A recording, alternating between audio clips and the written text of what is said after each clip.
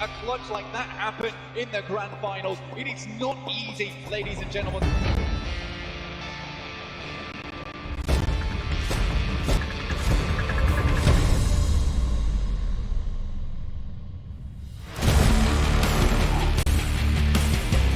That's a good one. That's a banger, and that's a banger indeed. He hasn't got in to finish him off just yet. Runs round the corner. Oh! The damage.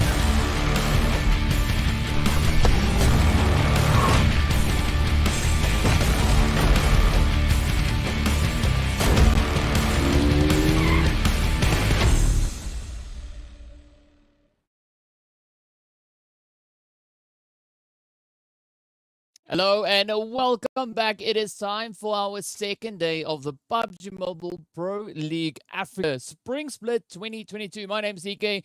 With me is S-Proxy. How are you doing today?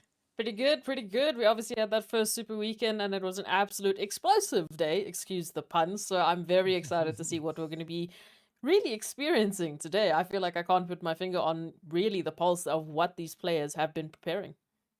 Yeah, and of course, yesterday we did see the teams really starting to pop it off. I mean, if we look at their performances increase coming through from how they were stepping up to the challenge over in the league stages itself, definitely quite a bit of a jump coming through from several teams here. So today we're going to be looking to see how the teams are going to be looking to continue with the momentum that they were building up yesterday, but also the teams that didn't perform to the level that they would have wanted to, how they're going to be stepping up to that challenge here today, because whatever they are not able to accomplish today is going to be so much more challenging as they move into tomorrow's games.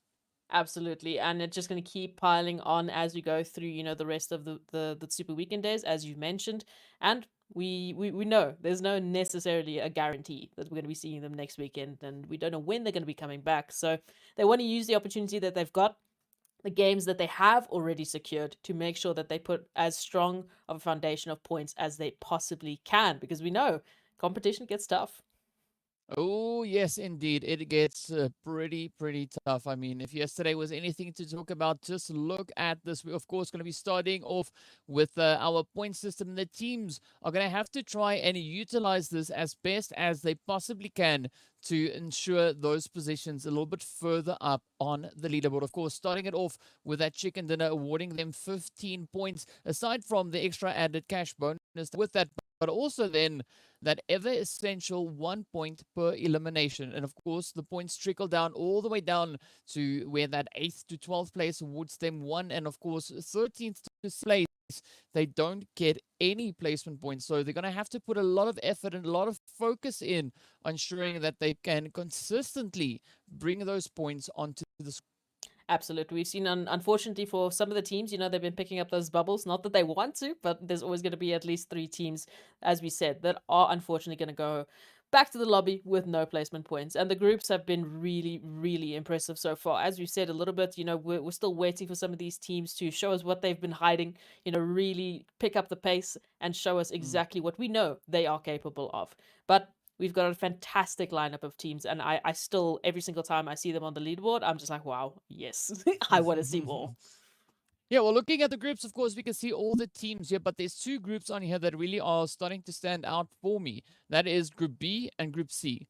Teams from both these groups, of course, both of these groups, all 4 of the teams from each of them are present currently over in this current super weekend. So a really good showing coming through from the side there of Group B and Group C. Definitely Group A having one of the teams in that group not making it up into this first super weekend. Group D, 2 of the teams missing out there, and of course Group E also one of the teams also they're not making it through. So definitely Group B, Group C, I'm loving the kind of plays that we see coming there through from them.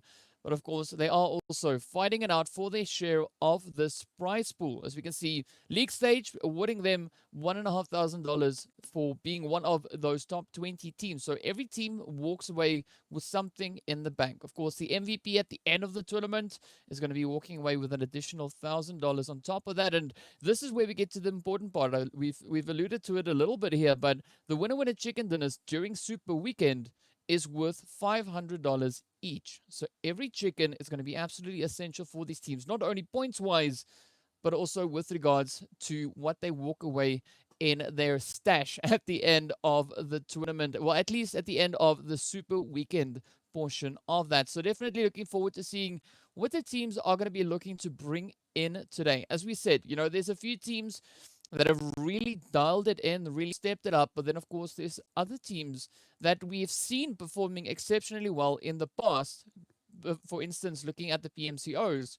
But now moving into not only league play, but as well as the Super Weekend, we're not seeing that same kind of performance, that same kind of push being replicated. Now, two teams for me stand out in that regard, right? That is going to be YONKOUS and Slime 4KT. If you look back at the most recent PMCO Africa, the teams were right up at the top. This time, it's looking a little bit more challenging, but we'll get into that. We'll unravel that a little bit, of course. Our format, as we can see, league play has been completed, at least the first week of that Super Weekend. We have our top 16 teams from the league play playing it out across their 5 matches, and we are on our second day of the 3 days for this first Super Weekend. Now, yeah, the stakes are getting pretty high on this first weekend. Exactly, and we said this yesterday. You know, yesterday was the first time we actually saw, you know, a set group of teams going through and playing 5 matches in a single day. Up until now, with league play, you know, one of the groups has swapping in and out. You know, it hasn't been fully consistent. Whereas now, of course, Super Weekend, only 16 teams, sorry, make it into Super Weekend. So those groups stay the same and they play all 5 maps. Additionally, you know, we see the addition of Sanhok, as we saw yesterday, so that adds a little bit of that extra spice. We see how the teams perform in those close quarter combats, really, and, you know, with the pace that we had yesterday, it was very, very explosive. But, of course, second day of Super Weekend.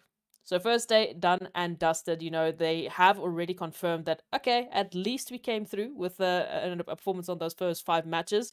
We've still got 2 more days to go. And for the teams that are in this first Super Weekend, as you said, you might not come back for the next one, or maybe the third. Who knows? You know, who knows when we're going to be seeing you again in a Super Weekend. And all of these points count towards you getting into the finals. So whether it's Erangel heavy, whether it's Miramar heavy, you need to be putting forward your best foot. Yeah. I mean, your foot and the feet of your entire team, because as we can see, our schedule here for today, same as what we had yesterday, but we saw quite a bit of a impact being brought in with the performances coming through on the Sanhok end. I mean, yes, Miramar we see most frequently throughout the day play, well, throughout the days of play, but definitely looking to see how the teams are going to be looking to sharpen performances on either or Miramar or even on both. Now, one of the things that I was talking about a little bit earlier was we are waiting for those performances from YONKOUS and Slime 4KT to come through a little bit more leading into the second day of the Super Weekend. Now, if we look back at their performances in the previous PMCO, right, they were both sitting in first and second position side by side, very similarly to how they are currently sitting on the leaderboard, right? We find them, once again, side by side, but we're not seeing that same push coming through from their side just yet. So potentially, hopefully, today will be the day in which we see that now start coming to fruition, and that performance level, or that rather push, that drive coming through from those two teams once again.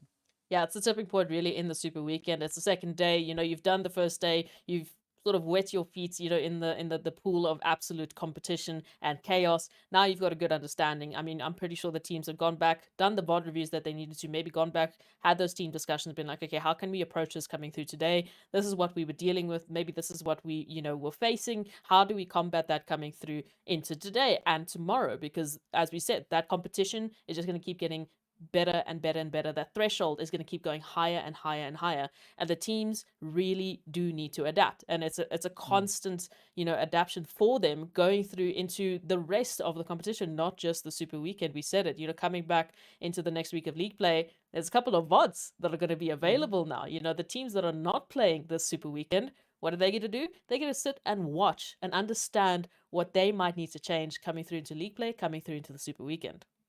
Yeah, definitely. And you definitely need a lot of energy to kind of accomplish that. So with that, that kind of segues me right into thanking one of our sponsors there, Monster Energy, who is our official energy drink partner for the PUBG Mobile Pro League. So I'm pretty sure a lot of players are ensuring that they are, in tip-top shape energy-wise, making sure that they are able to cope with all the challenges being presented, performing through the entirety of this event. But it's going to be quite a bit of a challenge, right? We'll be getting into the standings a little bit further on as well, just to see kind of what the point situation was, what the teams did yesterday.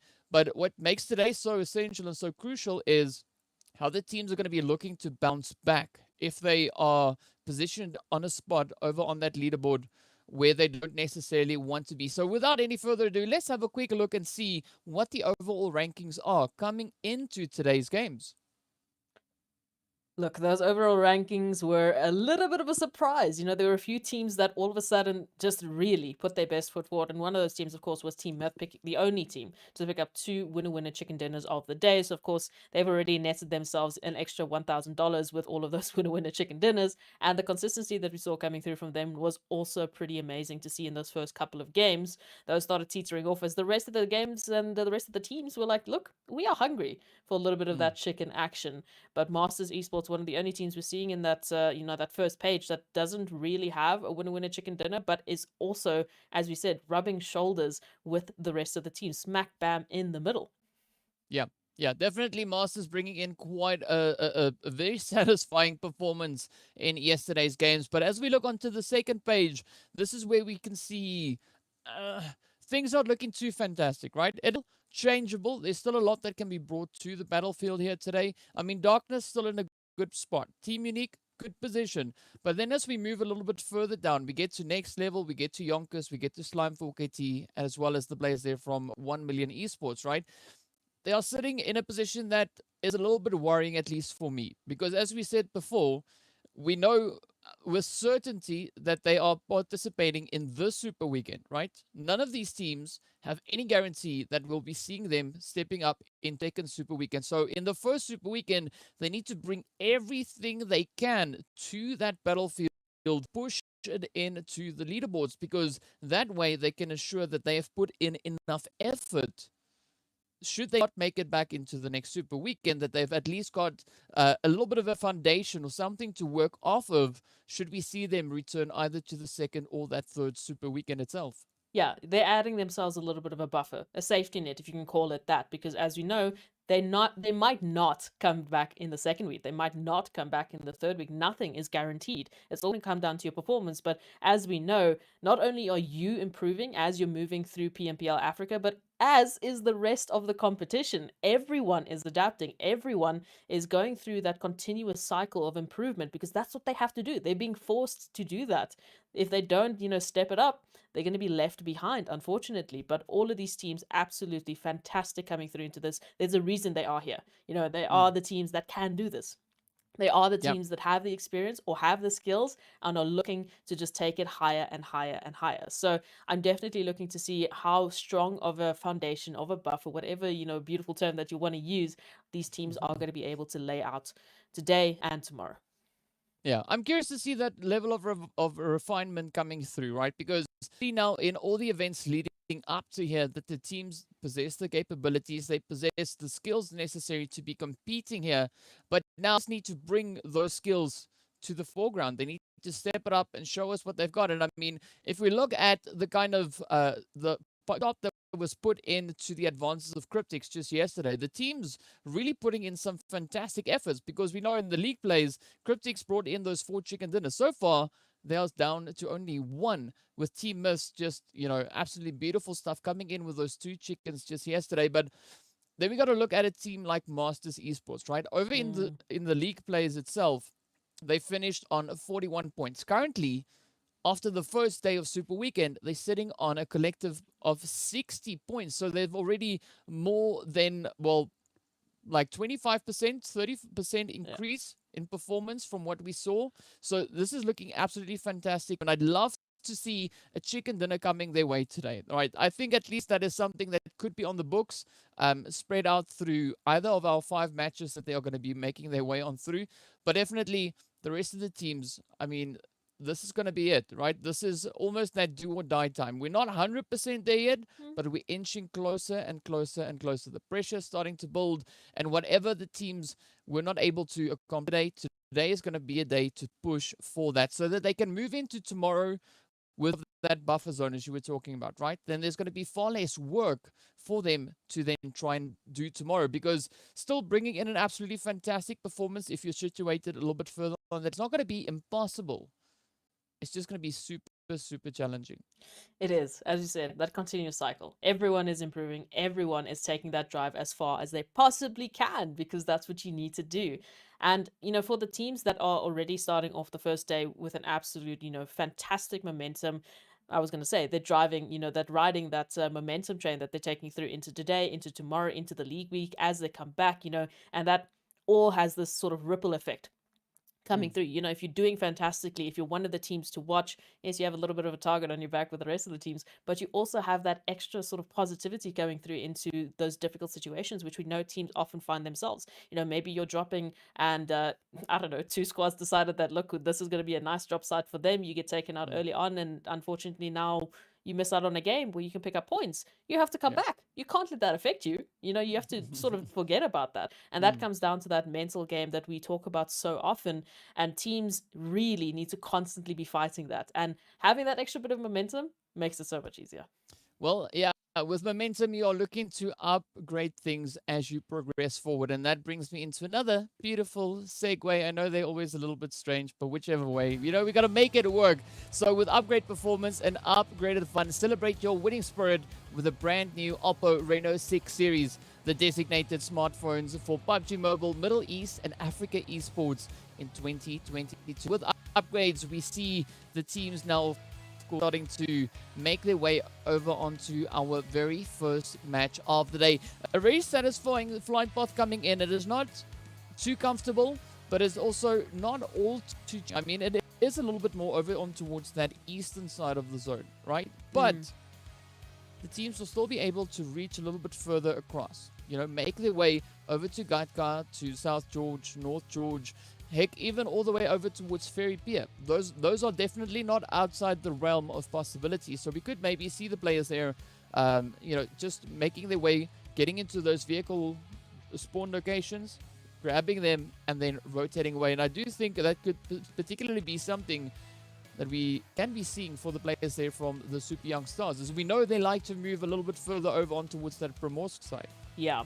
And, you know, Team Unique, one of the teams I mentioned yesterday, we saw them changing it up a little bit. I wasn't really seeing them in Severny whatsoever. Lo and behold, come through today. Where do they drop? I mean, the flight path is just practically giving it to them on a silver platter. So we could be seeing them going through today. And, ooh, that zone coming through. I feel like it's just teasing us, you know? It's like, oh, I know you like bridges. So I'm gonna put them here for now. It doesn't mean I'm gonna go there, but hey, look, you know, there's a possibility. Well, I can say with some pretty good certainty that we don't get southern zones all too right. So far in Super Weekend, every single Erangel we've had was a southern zone. Okay, so now it's like the novelty is starting to wane a little bit on the thin side. Okay, so usually we ask for southern zones, and I'm not complaining about it, but I'd like to see a little bit of a change up come through as well, right? Anywhere like north, east, west, I mean, surprise us, right? But for now, the teams, they are pretty familiar now by this time with the zones heading down towards the southern side. So this is where I'm looking to see how those rotations are now going to be evident of the teams being capable of adapting to the zone, continuously moving down south, because this is like a freak of nature kind of thing, right? We don't see this really happening all that much. Yeah, look, again, I just see bridges. I think I'm blind by bridges. But many of the teams making their rotations in, I was going to say, Cryptics finding themselves there towards Starboard, quite a north-sided zone. And we've spoken oftentimes about Cryptics in a north-side zone. What is going to happen with that one? Yesterday, we saw them, really favoring that southern side. And for many of the other teams with those rotations coming through, I mean, just take Super Young Stars here as a beautiful example. Going to be finding AWAM already, Triple Esports now. Starting off the game, unfortunately, with a member down, but it's just a nicer sort of introduction for teams like Super Young Stars because they can start picking up those eliminations a little bit earlier, before the chaos really comes through. Yeah, it's going to be essential for these teams to try and just keep cool, keep their heads on, on point. And yeah, it does throw a little bit of a spanner in the works if you lose a player this early on. But I mean, looking at what we saw coming through from Sports just yesterday, I'm not too worried because they held their own pretty good. I mean, they're 1 point behind Blackjack. They are 3 points behind the players there from the side of Lusail Esports. So all is still looking pretty decent, at least for them. But now, 1 Million Esports, one of the teams we said will have to step it up today, now find themselves in a potential position here where they could start looking to apply a few of those strategies, right? Because they've got the players from Next Level as well as Blackjack now in and around the vicinity towards this multi-up position. But it does seem like they are starting to converge down a little bit closer towards that eastern bridge. And I think that's actually going to be quite a favorable position. DVS, MG, don't push your luck. The teams are definitely going to start pushing a little bit closer towards where we see G3. And G3 having that position being a very familiar spot for them could be bringing some interesting things to the table here. Yeah, and getting there early, especially if we do see that zone shifting a little bit more southern side, there's many teams that are finding themselves on that military island. Whether you want to play a little bit of that bridge camping game or whether you want to just hold the line for that potential rotation. I mean, it's fairly center. It's still on the main island, but it's still fairly center. So it's a wonderful position to work with here. But 1 Million Esports, as we said, pulling up on G3 tempo right now. And Flacco finding himself in a little bit of an awkward situation. The rest of the team still having to rotate through. So for the time being, he is a lone survivor of G3 tempo, but just on the ridgeline, we've got G3 pulling through, so 1 Million going to be finding that contention now. Yeah, this is where the pressure cooker gets lit up as we have Knight getting taken right on down. The first knock coming in for the side there of 1 Million.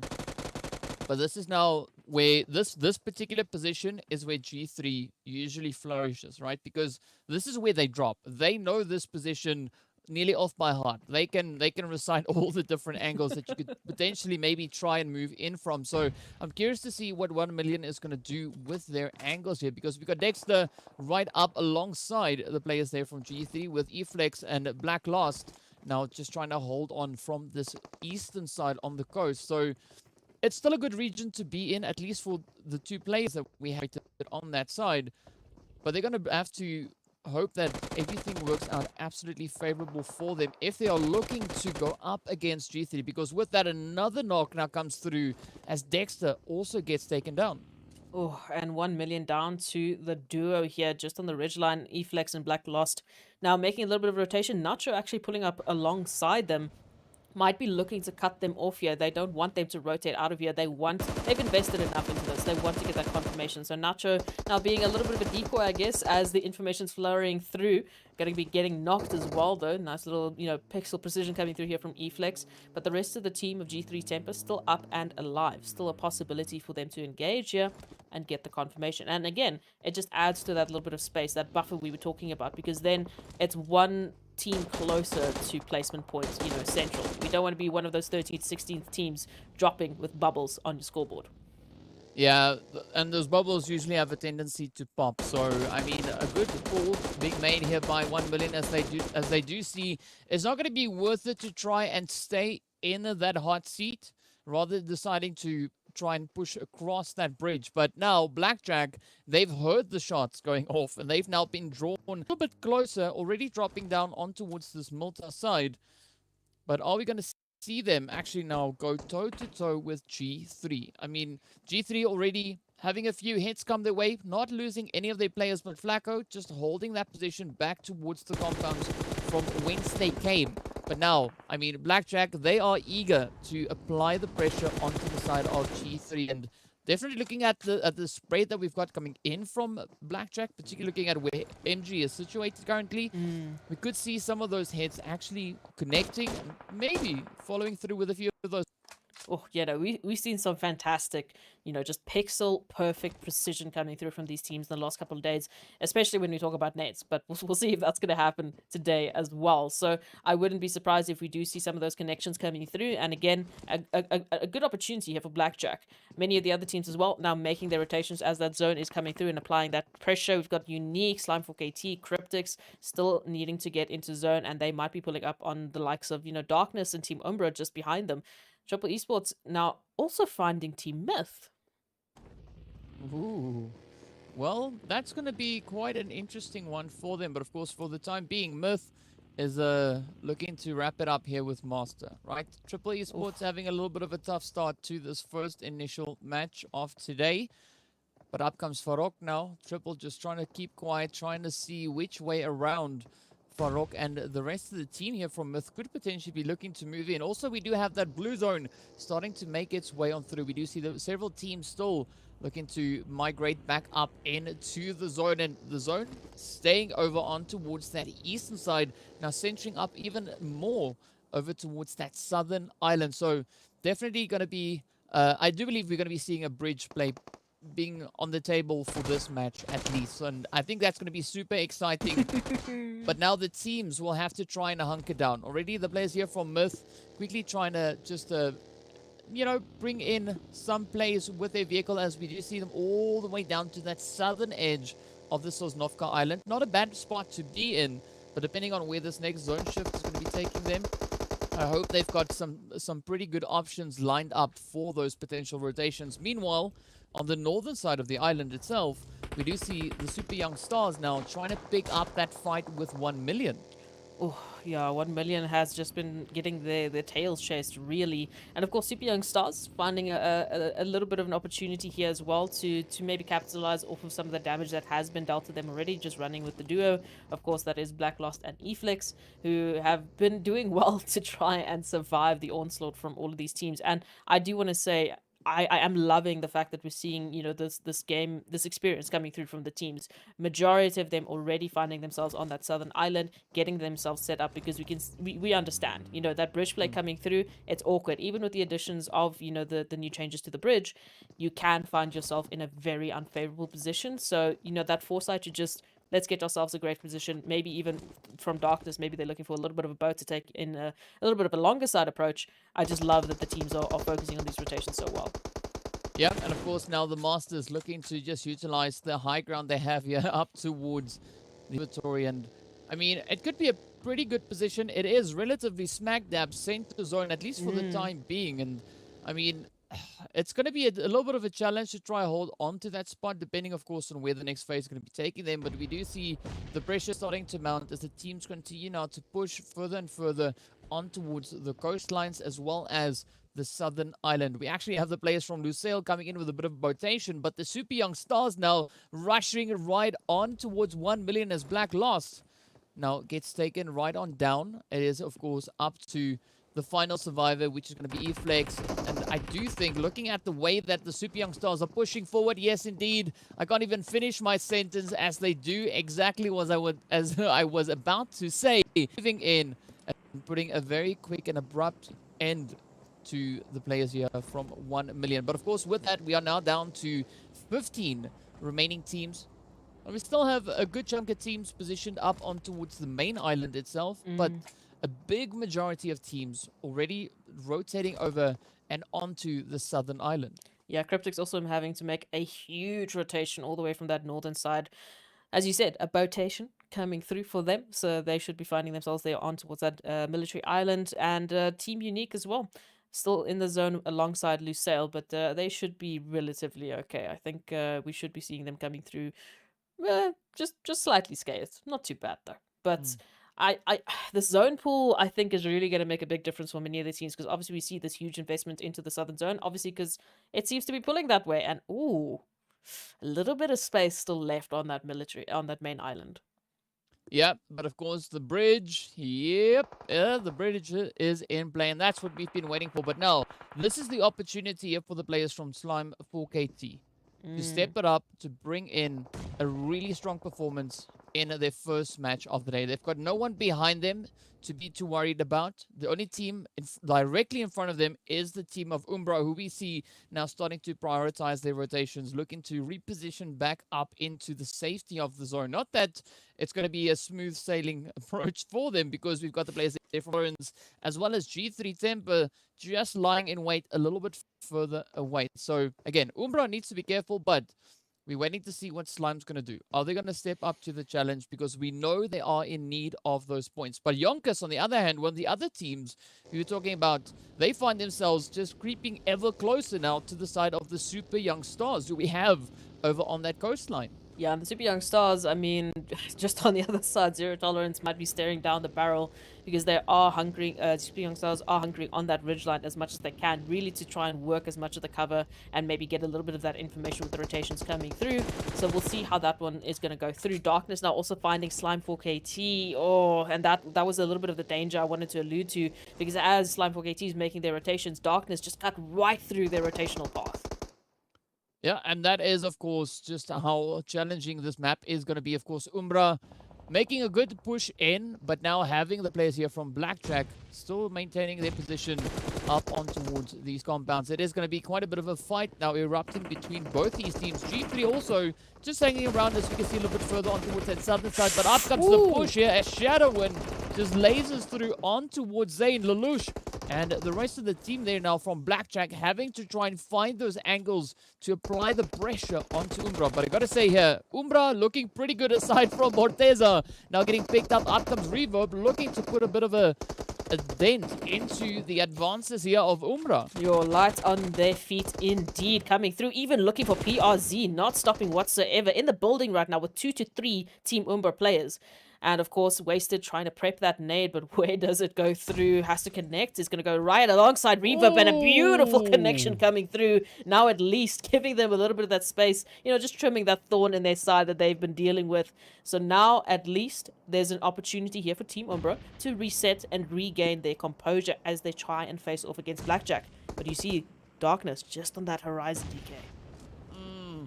Yeah, Darkness definitely could be another thorn in the side. It's like they ran into a thorny bush or something. But of course now PRZ just going to be trying to make a play. But up comes those hits now coming in from Slime 4KT. We saw them sneaking up just on the outskirts there of Malta. And up they come with a beautiful third-party angle. But of course now they still need to get their butts out of the blue zone, as we see Storm just barely within the zone. He's so close. Zeus now trying to set up that front line play. And with that, of course, the players from Slime 4KT only come into zone with 2 players remaining.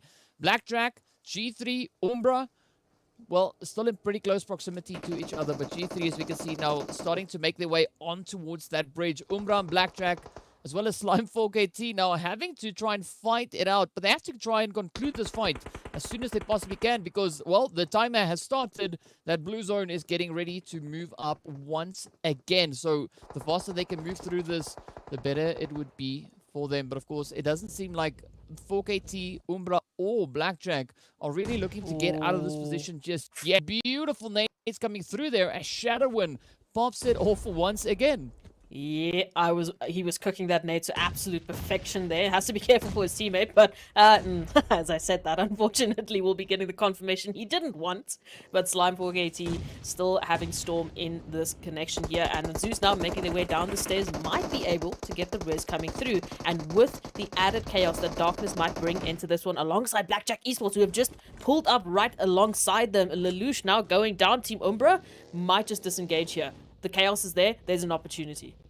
Yeah, but a very unfortunate position that Blackjack find themselves in. Of course, MG just trying to reposition a little bit closer to the edge, but the teams have no other option on this main island. They have to try and get across. We see a lot of teams now resorting to the water, but look at this. Umbra coming under fire, and with that, they get sent away with 3 elims to their name. Darkness really putting up quite a bit of a performance here, but are they going to be able to hold on? As we can see, one of their players just narrowly within that zone. Slime 4KT now on the approach, but up comes that bridge camp coming in from the side of G3. This could be absolute heaven for them. And of course, this next zone shift is going to be quite indicative of that. But look at this. Darkness now trying to also take their angles onto the bridge. Trying to put a bit of a stop to Slime 4KT. Oh, those nades getting sent in a 1 point. As we see Flacco actually picking up the knock, taking that knock away from Atleno. So, I mean, this is a beautiful back and forth between Darkness and G3 onto the side now of Slime 4KT. And Zero Tolerance just taking advantage of the chaos to try and make a boat rotation, or actually just a swimming rotation into that military island. So yeah, Slime 4KT finding themselves in a sandwich once more. More nades coming through, and oh, just barely Zeus does not get confirmed for that elimination. So still alive, smokes are up, and you know, a Riz can come through here for Slime 4KT. Whereas G3 Temper, they've got a little bit of time to play with here. Not only do they have Slime 4KT in dead to rights, but Darkness, there's an opportunity for them to pick up Darkness as well. Yeah, they definitely could, but it's going to be a challenge, right? I mean, at this particular point in time, I don't want to be triple. I don't want to be Zero Tolerance because, as we can see, they are in the water trying to swim their way across, depending on where this next phase is going to be taking them. But of course, as we know, this is PUBG. This is Erangel. That zone could go any which way. Fortunately, it moves back onto the safety of dry land. And with that, of course, it is going to be the end of Triple Esports. But now, the pressure's on. I mean, Unique finding themselves in a very interesting position. Chills right there on the edge of zone bar, going into the fight that we have with them there with the side of the super young stars. As we got Chala, Lashin, and Kronboy now trying to see if they can get themselves out of this tricky spot. Yeah, they've had full control of this ridgeline for so long. So they've got fantastic information, of course, onto the likes of Team Unique, who have come through exactly where Super Young Stars was sitting and waiting just for that rotational path. But they need to also conclude this and potentially duke it out either with Zero Tolerance or Darkness to get the only other ridgeline that is still left in the zone, as that zone has just shifted just a little bit too far away from where they'd want to be. But now, Team Unique taking a little bit of a scattered approach here to try and find an angle. Yeah, I mean, zone but zone shifts, that's an entirely different thing, right? But of course, we do see the plays here from YONKOUS with some good anticipation of the teams looking to push in from this western side. We have that 2-2 split coming through now, as we've got Lewis and NN7 now trying to hold up at least the front line with regards to the position of the players from Team Unique. But now we do see the rest of the lobby still having to try and find those rotational paths in. I mean, Cryptics, oddly enough, not secured within zone just yet. We still have them on the outskirts here, but look at that. Sim sends in an absolutely beautiful rebounding grenade to pick up the double knock and swiftly follows through with those eliminations, those confirmations. Lazy Boy also now coming under fire. He too gets taken out, and it all now turns to Marshall to finish strong for the team. Only one elim to their name. Are we going to be seeing them get sent back in that 10th position? Well, Bamboo, from what we saw yesterday, that could be a yes, but unfortunately for Umbra, Cryptics, that nade from Bamboo was just absolutely pinpoint accurate. So I got to say, when it comes to the nades, I mean, the Masters, they are the Masters. They've got the appropriate name for that. But now they got to master their positions a little bit more and push for that chicken, because I'd love to see the chicken being on the table here for them today. But looking at the positions we have coming into zone, it's still going to be quite a bit of a fight up on towards the northern region there, as Darkness also gets sent on back. It is up to 0 Tolerance for KT for the northern portion, but down south, we got the players there from Lusail and Myth contending against each other for control of this angle. And Lusail also have good information about Masters. Are they Slime 4KT? Unfortunately, it looks like they lost, you know, the battle there for that northern portion. So Zero Tolerance have a little bit of space here to work with, and those teams making the rotation down into a very, very tiny zone. YONKOUS and Masters and G3 Temper all in the feed, lighting it up for us here, DK. Oh, but that zone shift is just an absolute brutality. Of course, YONKOUS, good spot, a good angle they have in the zone. Now they just got to play their angles. I mean, it still could be very much on the books for them. Unique, Also, a good spread though, but a 1-3 split in this particular way, I'm not quite convinced of that. We do see Exist and Scope now trying to push in. Chills being entirely isolated right there up alongside Myth, the players from the side of Lusail. Oh, I'm not really liking that so much. Hopefully they can condense that rotation. It does seem like that is exactly what they're trying to do, as now they all regroup back up. Exist, of course, getting picked up in the trade-off here. But the pressure is still continuing to build as we have our final 7 teams. NN7 trying to yeet that nade all the way up to the plane. Unfortunately, it's not going to reach that high. But it is now being sent on over. Zero tolerance running straight up into the defensive lines of G3. And it looks to be absolutely chaotic for them. As G3 holds strong. Zero tolerance, losing 2 players. And with that, almost we see that confirmation coming through on Vortex. Yeah, YONKOUS in a prime position right now. They're sort of keeping their heads on a swivel because they've got a few teams that they need to worry about. Of course, Team Unique just on that ridgeline. Zero tolerance now, unfortunately, being confirmed out, going out in 7th position. Picking up a little bit of, contentions there in terms of eliminations, but they still want to get a little bit more when they come back. Now we turn our attention, though, to G3 Tempo, who are just lobbing absolutely all the utility they possibly can to get themselves some space here. And YONKOUS, just look at the activity that they're going, they're like, oh, let's get a piece of Masters, let's get a piece of Unique, let's get a piece of Myth, let's get a piece of G3 Tempo, let's just get a piece of everything. Yeah, and this is now going to be absolutely essential for YONKOUS if they want to pick up a strong finish. Already they in the top 6, okay? So that is already a fantastic start for the day. But now we look to see just how far they're going to try and push it. Are they going to try and push it up into the top 3? Where are they going to be looking to finish off, right? Ideally, obviously, they're going to try for chicken, but is that going to be... Is that I don't know, something that is obtainable at this current point? Yeah. I would go as far as to say yes, right? Because they still have 3 players in, and there's still many other teams positioned here. But now, with the zone shift, they have to ensure that they have their position 100% dialed in. Ooh, yeah, you can say that again. So, I mean, the possibilities that zone has brought now for Team Unique, on the other hand, who have one of the very few compounds we can still see, or other than the houses we can see, they have an opportunity here to take this further. Lusail now being confirmed. We're down to top 5. Unique, of course, onto the duo, and Team Myth, once again, similar position to what we see. They're in zone, or about to be in zone, hopefully, with all of their players still alive into this one, alongside the 3 from G3, YONKOUS, and Masters. Opportunities lying in wait for these teams.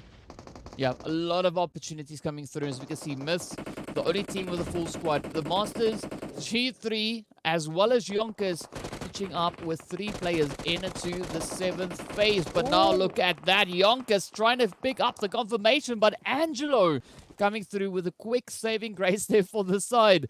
But with that, G3 down to 1. YONKOUS still having 2 players able to fight. And now the pressure's going to be on towards Havlik and Lewis here to just keep it all together. But now they are still so close to zone, not 100% in. Up comes Angelo with a vehicle. Is he going to try and run them over? No. Okay, he's just moving it a little bit further forward. Myth also still to find their way up in towards the zone. Yeah, Unique. Good spot though. Absolutely, and Masters, unfortunately, will be a little bit of a deterrent. Unique, just sitting back and watching here. DK, they have an opportunity literally just to start picking apart, maybe, pulse a couple of bullets, get an extra little bit of damage, but they don't have to yet invest, whereas the rest of the teams, they do if they want to find the zone. Oh, man, this is so crazy with that G3. Have to pack their bags. It is the end of the road. We are down to our final teams, and of course, you can see the players there from Unique rocking it out with only 1 play. Had a few hits coming on through. Myth now looking to apply the pressure, continuing to moving in alongside the Masters. Angelo trying to hold it up, but unfortunately he's out in the blue and down he goes. Myth now trying to push Unique, trying to sneak in the hits from behind. But YONKOUS playing this one super cautiously, staying out of those engagements, trying to hold it off as long as they possibly can. But the zone now shifting in between our final 3 teams. They have no other option here, is they have to push forward. YONKOUS coming in off of the high ground position. We got the place there from Myth, and of course the side of down below. But once that timer runs out, all 3 of these teams are going to have to push forward into the zone. into the zone that doesn't have a lot of cover to work with. Even Team Unique, that has had one of the few buildings to work with, they're no longer within that zone. It is absolutely just going out into the open for anyone to capitalize off here. And of course, NNN7 trying to just dodge and weave between the nades and the utility being thrown here by Team Myth. And here comes Broly, absolute mad lad on a tear, but he's taking too much damage to work with. The mollies are there, his feet are lit, and it's not looking like a fantastic opportunity. But for Rock coming through with confirmation. Oh, yeah, Myth just stepping it up, picking up those elims. But now it is going to be Chills, the last hopeful, and he does not make it as Team Myth step it up once again, kicking off the second day with an absolutely beautiful performance, picking up their third chicken dinner of the Super Weekend. I mean, is Team Myth absolutely on fire? I don't know if I can even add to that, because honestly there's no better words to add it. You know, they came through yesterday and they had such a stellar performance. We were like, wow, you know, we weren't really talking about Team Myth. And you look, all of these teams, fantastic capabilities that they have. We know that. We absolutely know that. But Team Myth coming through just in the nick of time and starting us off with such an explosive performance. And here we are, first game of the second day, and looking a little bit similar. Yeah, I mean, this Team Myth, they are just rolling through, and it is absolutely beautiful to see them having things just work out so favorably for them. I mean, they made their way into those phases, just kept on pushing the positions, kept on pushing, and at the end of the day, picking up such a beautiful chicken dinner. It is fantastic to see, but I got to say, the teams actually coped with the zone relatively well, right? We didn't have a lot of players really getting sent back due to the blue zone, so everyone had their positions, their rotations relatively dialed in. And what was crazy to see now is, as the teams started converging on each other, just how beautiful that was. We did, of course, have a few players, unfortunately, not surviving the water, but you can't have your bread buttered on both sides.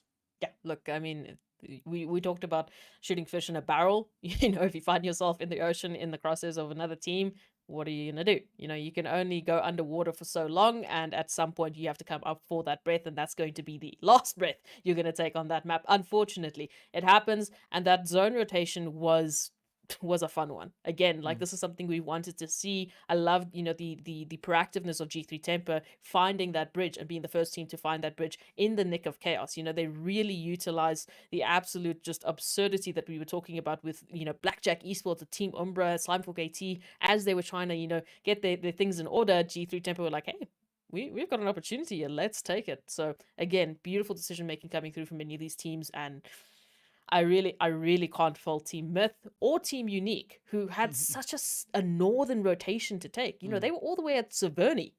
Yeah. They made it work.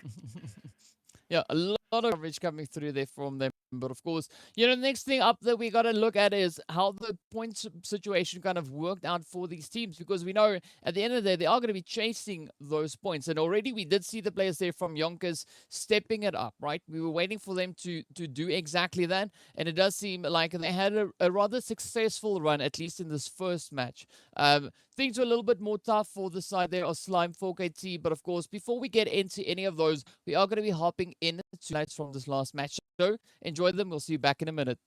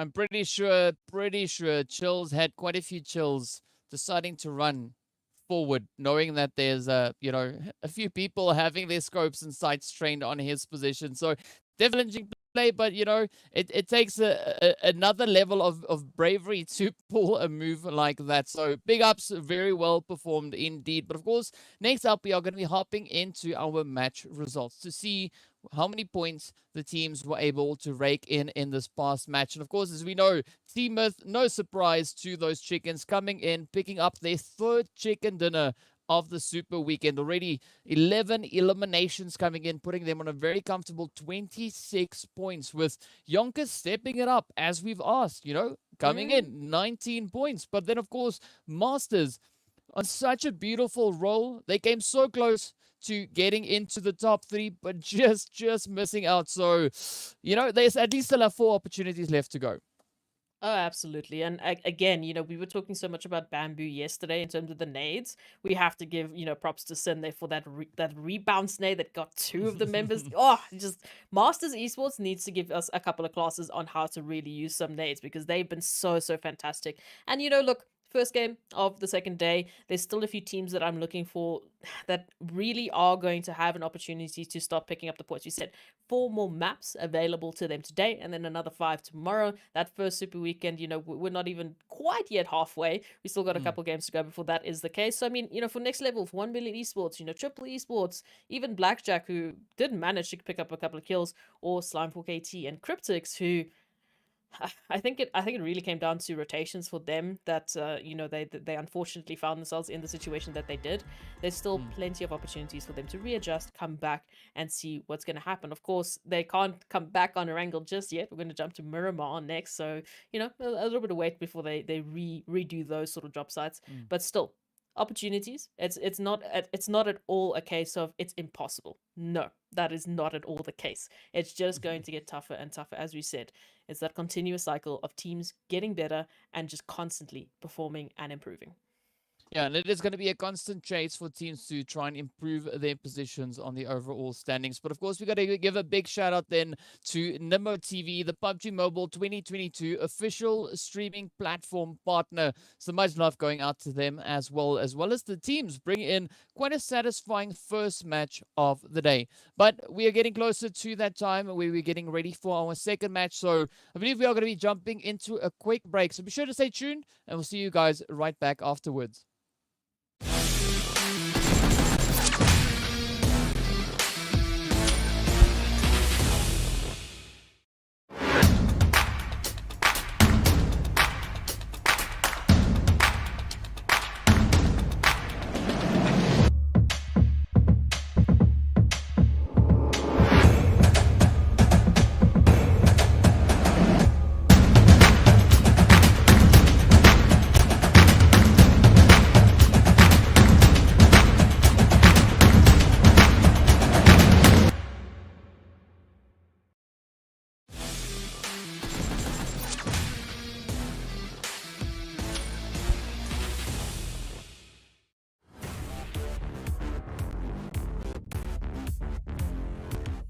Tepo, great to see you. Now, first up, please introduce yourself and your team. First of all, my name is El Chapo, the owner of Cryptics team. We are representing Morocco in the PUBG Mobile tournaments. And we are 5 players, all from Morocco: El Chapo, Marshall, Lazy, Sinku, and Cariboy. There we go. Pleased to meet you. Now, I'm curious to find out, how are you feeling right now, just before the start of the event? So we were preparing for the past month, playing daily events and scrims, preparing ourselves to the tournament, and I hope we achieve what we want. All right, sounds good. Now, I'm curious, has there been any changes to your team in comparison to the team that you had last year? In the PMGC and the past season, we had a stable roster from the PMCO, PMPL, and PMGC. I was with Sinku, Marshall, and Lazy. But after the PMGC ended, we decided to bring Cariboy as a 4th player for the team. That's the only change we made. All right, that sounds pretty interesting. Now, what are your expectations of your team going into the upcoming PMPL season? After preparing, we feel that we are ready and we hope to get the top one. Okay, good point to aim for. And that kind of slots in nicely with my next question, in which I want to know, what is your ultimate goal or ambition? Our goal this season is to reach the PMGC and have a better performance than the last season. All right. Okay, so just again, what kind of preparations did you go through before coming to PMPL Africa? We were training and practicing all the days, scrims and events to improve our communication and synergy of the team and improving our communication on the fights. And I think we are almost ready for it.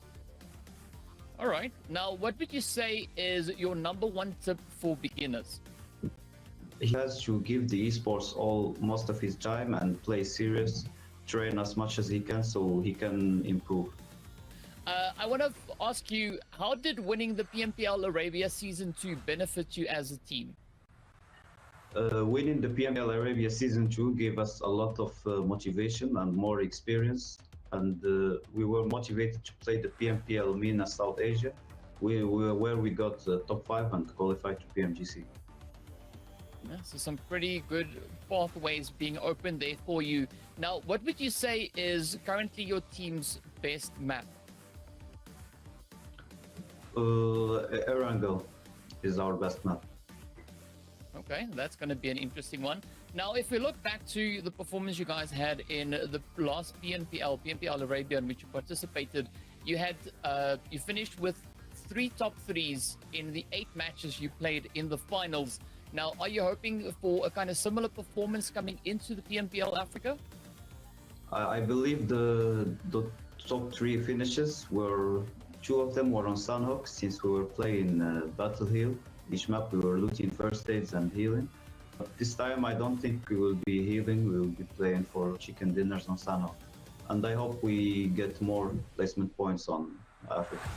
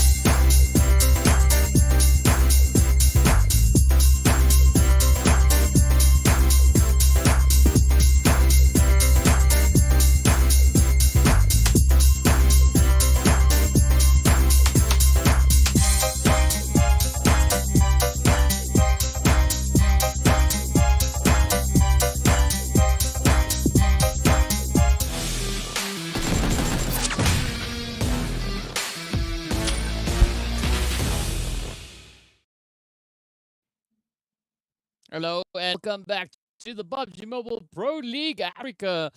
Well, so far, I mean, we've gone off to a really good start to our first match of day 2 with Myth picking up their third winner chicken dinner. Now, Myth definitely stepping up to the challenge here, and of course, this is where we wait to see what the rest of our teams are going to be bringing in. So, I mean, it's going to be absolutely essential for the rest of the lobbies to kind of bring in some, maybe put some stop to the advantage of Myth. Absolutely, and it's going to be crucial for them to really sort of catch up, I guess. Not really catch up, but just try and stop Team Myth. Otherwise, they're going to run away with all those winner chicken dinners, DK. Yep, indeed. And of course, let us know what your thoughts are. Hit us up on social media. Be sure to check on or head on over to Facebook and Instagram. Look up the PUBG Mobile Esports Africa pages and tell us what your thoughts are. Who do you think are going to be the teams walking away with the victories here today? Already Team Myth being the first team on that first map, but what are your predictions coming to this second match right here over on towards Miramar? Now, of course, as we take a look at this, we can see very, very satisfying flight path coming. My question is what is that zone going to be doing? Ooh, yeah, the zone, we've been seeing quite a few Chumbaceta, zone shifts that we've been talking about, and Cryptics have been making use of them time and time again. But of course, back on a map like Miramar, I always think about G3 Tempo. I always think about what are they going to bring to the table this time around. So, that zone shift, that might limit some of the options here of the teams, depending on how it's going to be looking. The northeastern side, southwestern side, of course, is looking pretty bare for the time being as the teams are making their rotations through. But, ooh, northeast we took a look at. Wow, this is going to be a very interesting one. Seeing that we've got the greater fields in play, we've got Pozo in play, and, well, obviously the usual San Martin also being a nice prime position for teams to move up into. So you can see G3 already dropping down in their usual position right up in towards San Martin. But this is where the rotations are going to be quite essential. We have the players there from Blackjack and Next Level all the way down in towards Blones.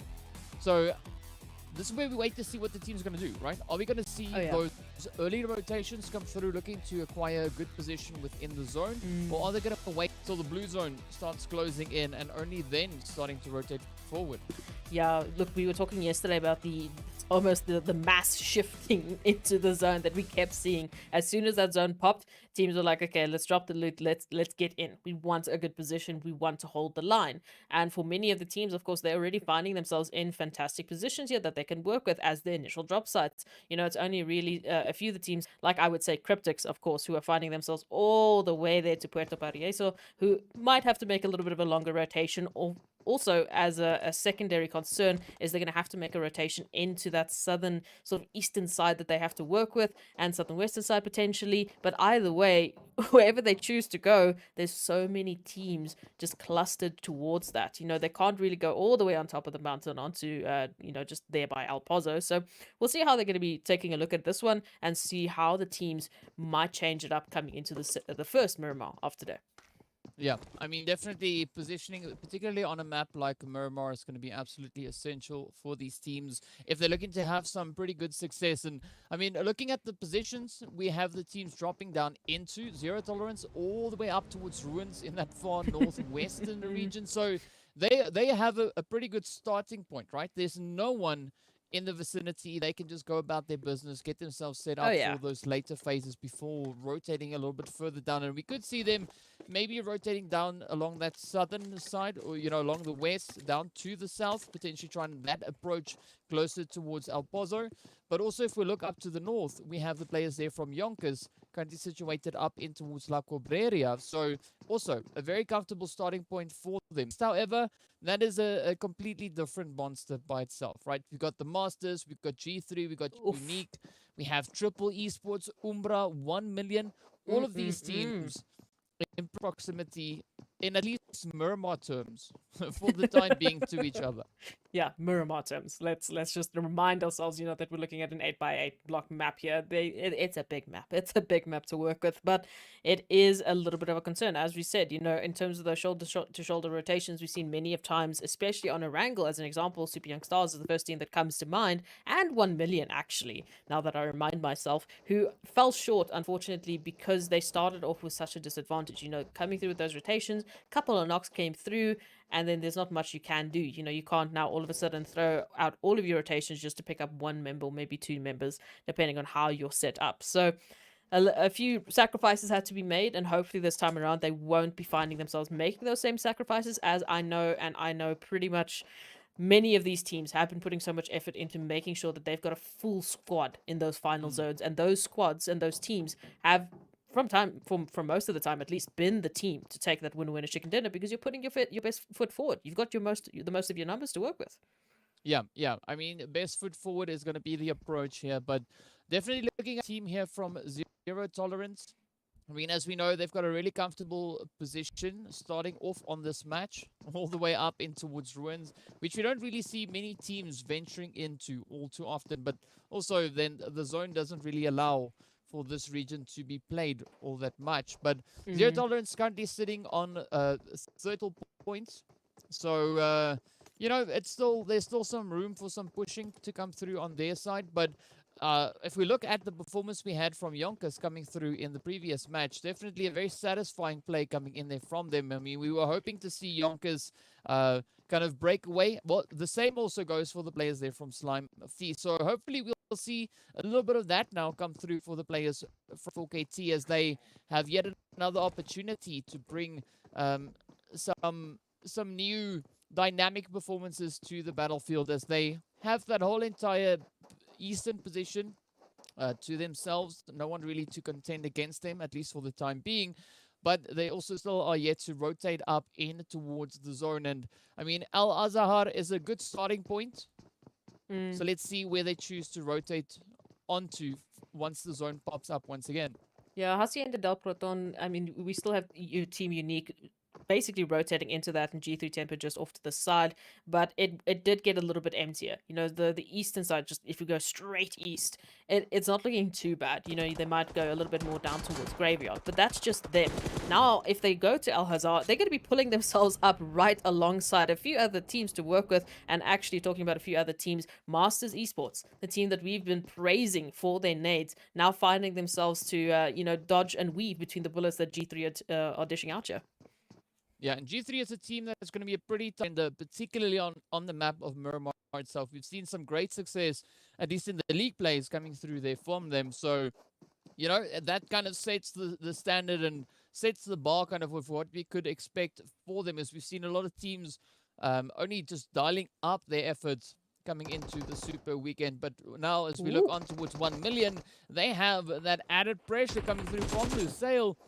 And a very comfortable play, actually, as we see Knight and Dexter just holding up that front line defense of some good high ground play coming through. You can see Salam from Lusail also then just positioned a little bit further down below. But a very spread out approach coming in from Lusail themselves.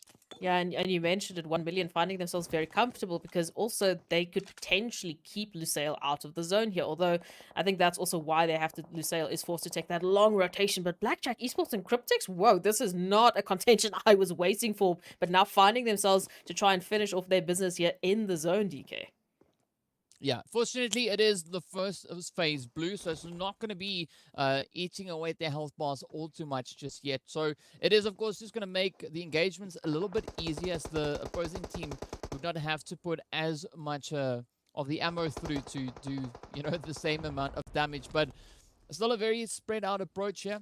Blackjack trying to hold on to their position on these ridges, but it does seem like Cryptics have decided that it's not worth losing players at this point in time. They are going to be looking to reposition and head a little bit further up in towards the zone. And I'm expecting a similar kind of approach to come through for the side of Blackjack, because it's really not worth it to fight in the blue at this point, right? You got to try and push in. And fortunately for them, with the zone now shifting just down towards that southern side, it's not going to be too much of a rotation that has to come in. It's still going to be a relatively easy approach to get themselves into the safe zone and then the zone itself. But looking in the zone, that is where things are starting to cook up a little bit. If you look particularly up in towards Mon, we've got the players there from Miss as well as the super young stars.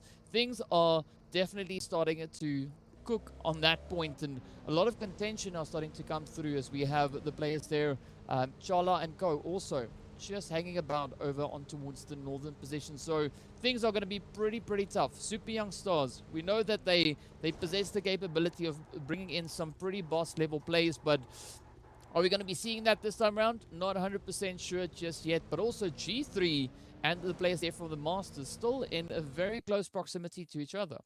Absolutely, and you were talking about contention. I don't see Zero Tolerance finding anything really with that rotation coming through that they potentially might go to, you know, Al Pozo. They're having quite a peaceful start is the best way I can really put it. So they're not really going to be finding anyone just yet. They might be able to get a couple of third parties depending on how those zones go through. Because YONKOUS, I thought, might be, you know, they point of contention for them, but they've also just decided to shift on right back. Ooh, we've got cars exploding here. We've got G3 Temper on the high rise.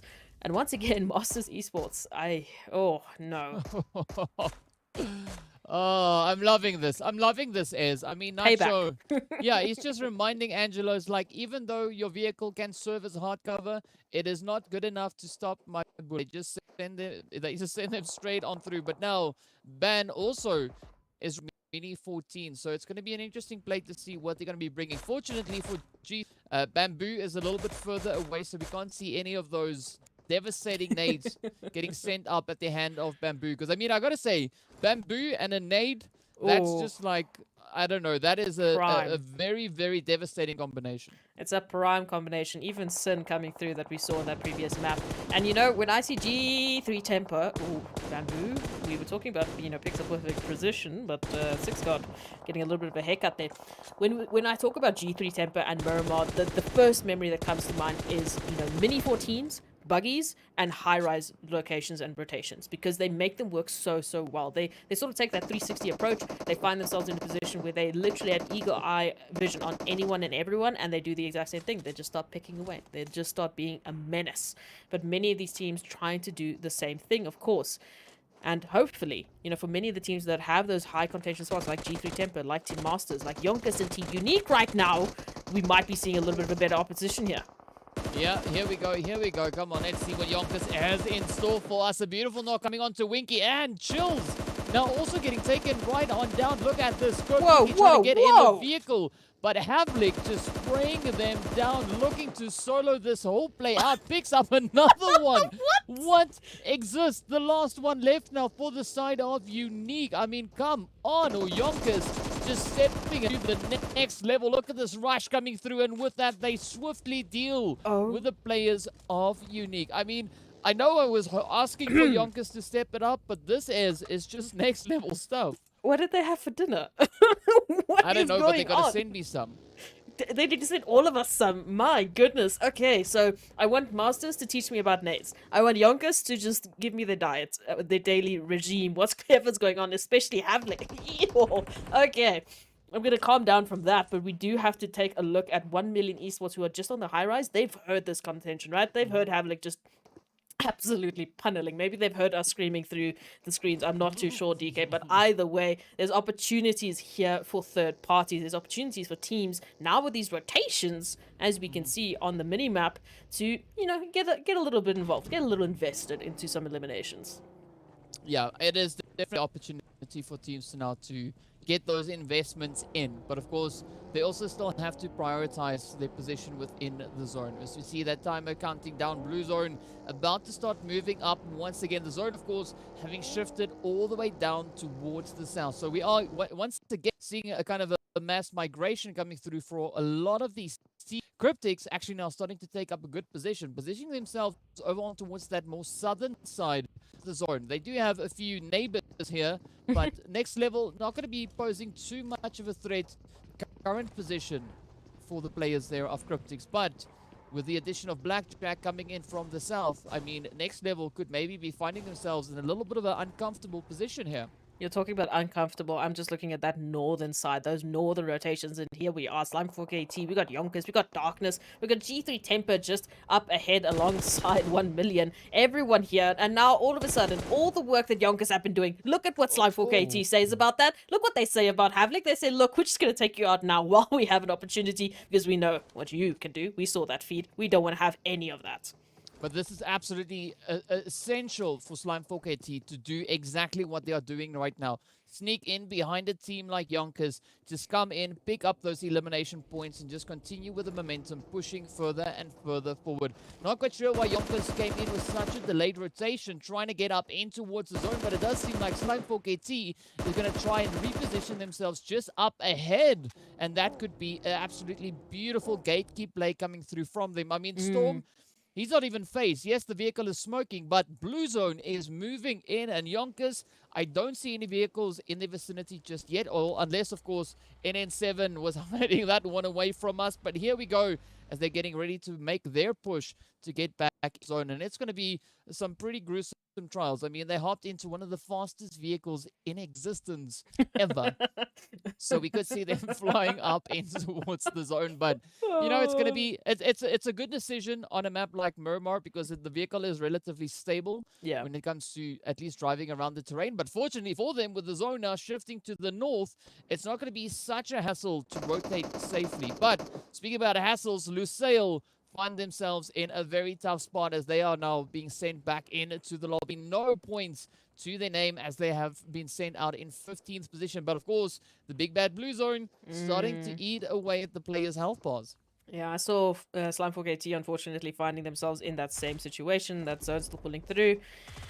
Again, I can't forgive you about the van joke, but it's fine. We'll talk about that later. Okay, Darkness now coming on through. They've done a little bit of something here. They've got an elimination here to work with, but right on that ridgeline, as we can see, G3 Temper lying in wait. Masters as well, putting up right alongside them with Slime 4KT and 1 million. This is what I'm talking about. Such an uncomfortable northern rotation, right? This is not a rotation that some of these teams really want to have to work with, but it is what the cards that they've been dealt with. And here comes G3 Temper, Nacho saying, hello, welcome to the shooting range. How about you just take a couple of pieces here from eFlex as well?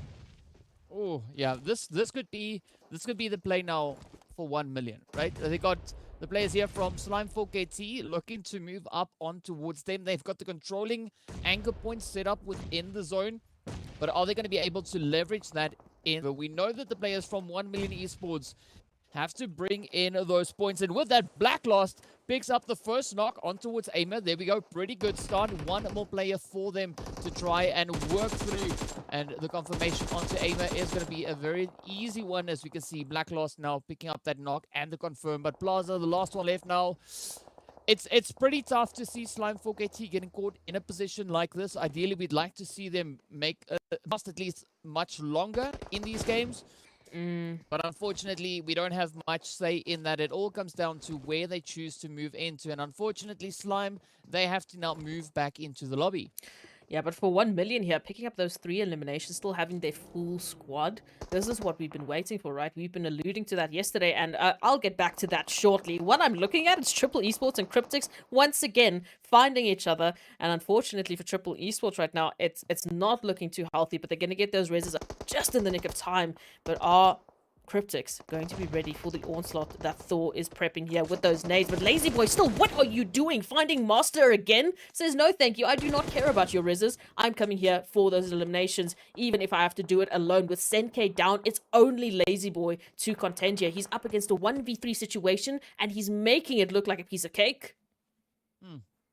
Yeah, I don't know. I don't know. Like, so it's good to see the teams really fighting back against the Cryptics, right? So far, the Cryptics was a little bit challenging. This one so far is looking to be even more challenging, as Cryptics is now down to only 1. But next level, as well as the players there from Triple Esports, definitely trying to stick it to them. But look at that position coming in from Blackjack, just up on the high ground. And if next level Esports aren't careful, we could see Blackjack just ripping through them as well. And now, unfortunately, Thor and Lazy Boy are solos. You know, they don't have the rest of their team to really back them up here. And they're in their 1v1. They got a little bit of tunnel vision. And that tunnel vision might allow Next Level to get the confirmation. There's Cryptics out for the count. Now, obviously, they've heard a couple more shots. So they want to see, okay, who was dishing it out? Let's go find potentially another elimination. And we're officially down to 12 teams. So that means we're not getting bubbles for placements anymore. This is really where the points start racking up. Yeah, and of course the teams are looking to rake in as many possible points as they can. As we can see, of course, on that map, still many teams left to try and position themselves within the zone. And Gaddafi trying to tap away there at Thor, trying to show him what that M24 can do. But look at this, Thor just patiently waiting. But look at the lineup coming in there from Next Level. They are just looking to dial it up to the next level, if I might be so bold as to say so. But come on, now...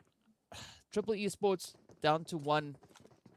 If Thor plays this one beautiful, see a few more points coming in towards them. They're also just about to make their way up into the placement point territory. 12th place is placement point territory. But are they going to be adding any of those elimination points to the count as well? Of course, we do have a few shots raining down from the side there of Blackjack. So Thor needs to be super cautious of its position there. And oh, but a 1 million could be putting a bit of a hold to that, as we do see them also rotating up on the back end.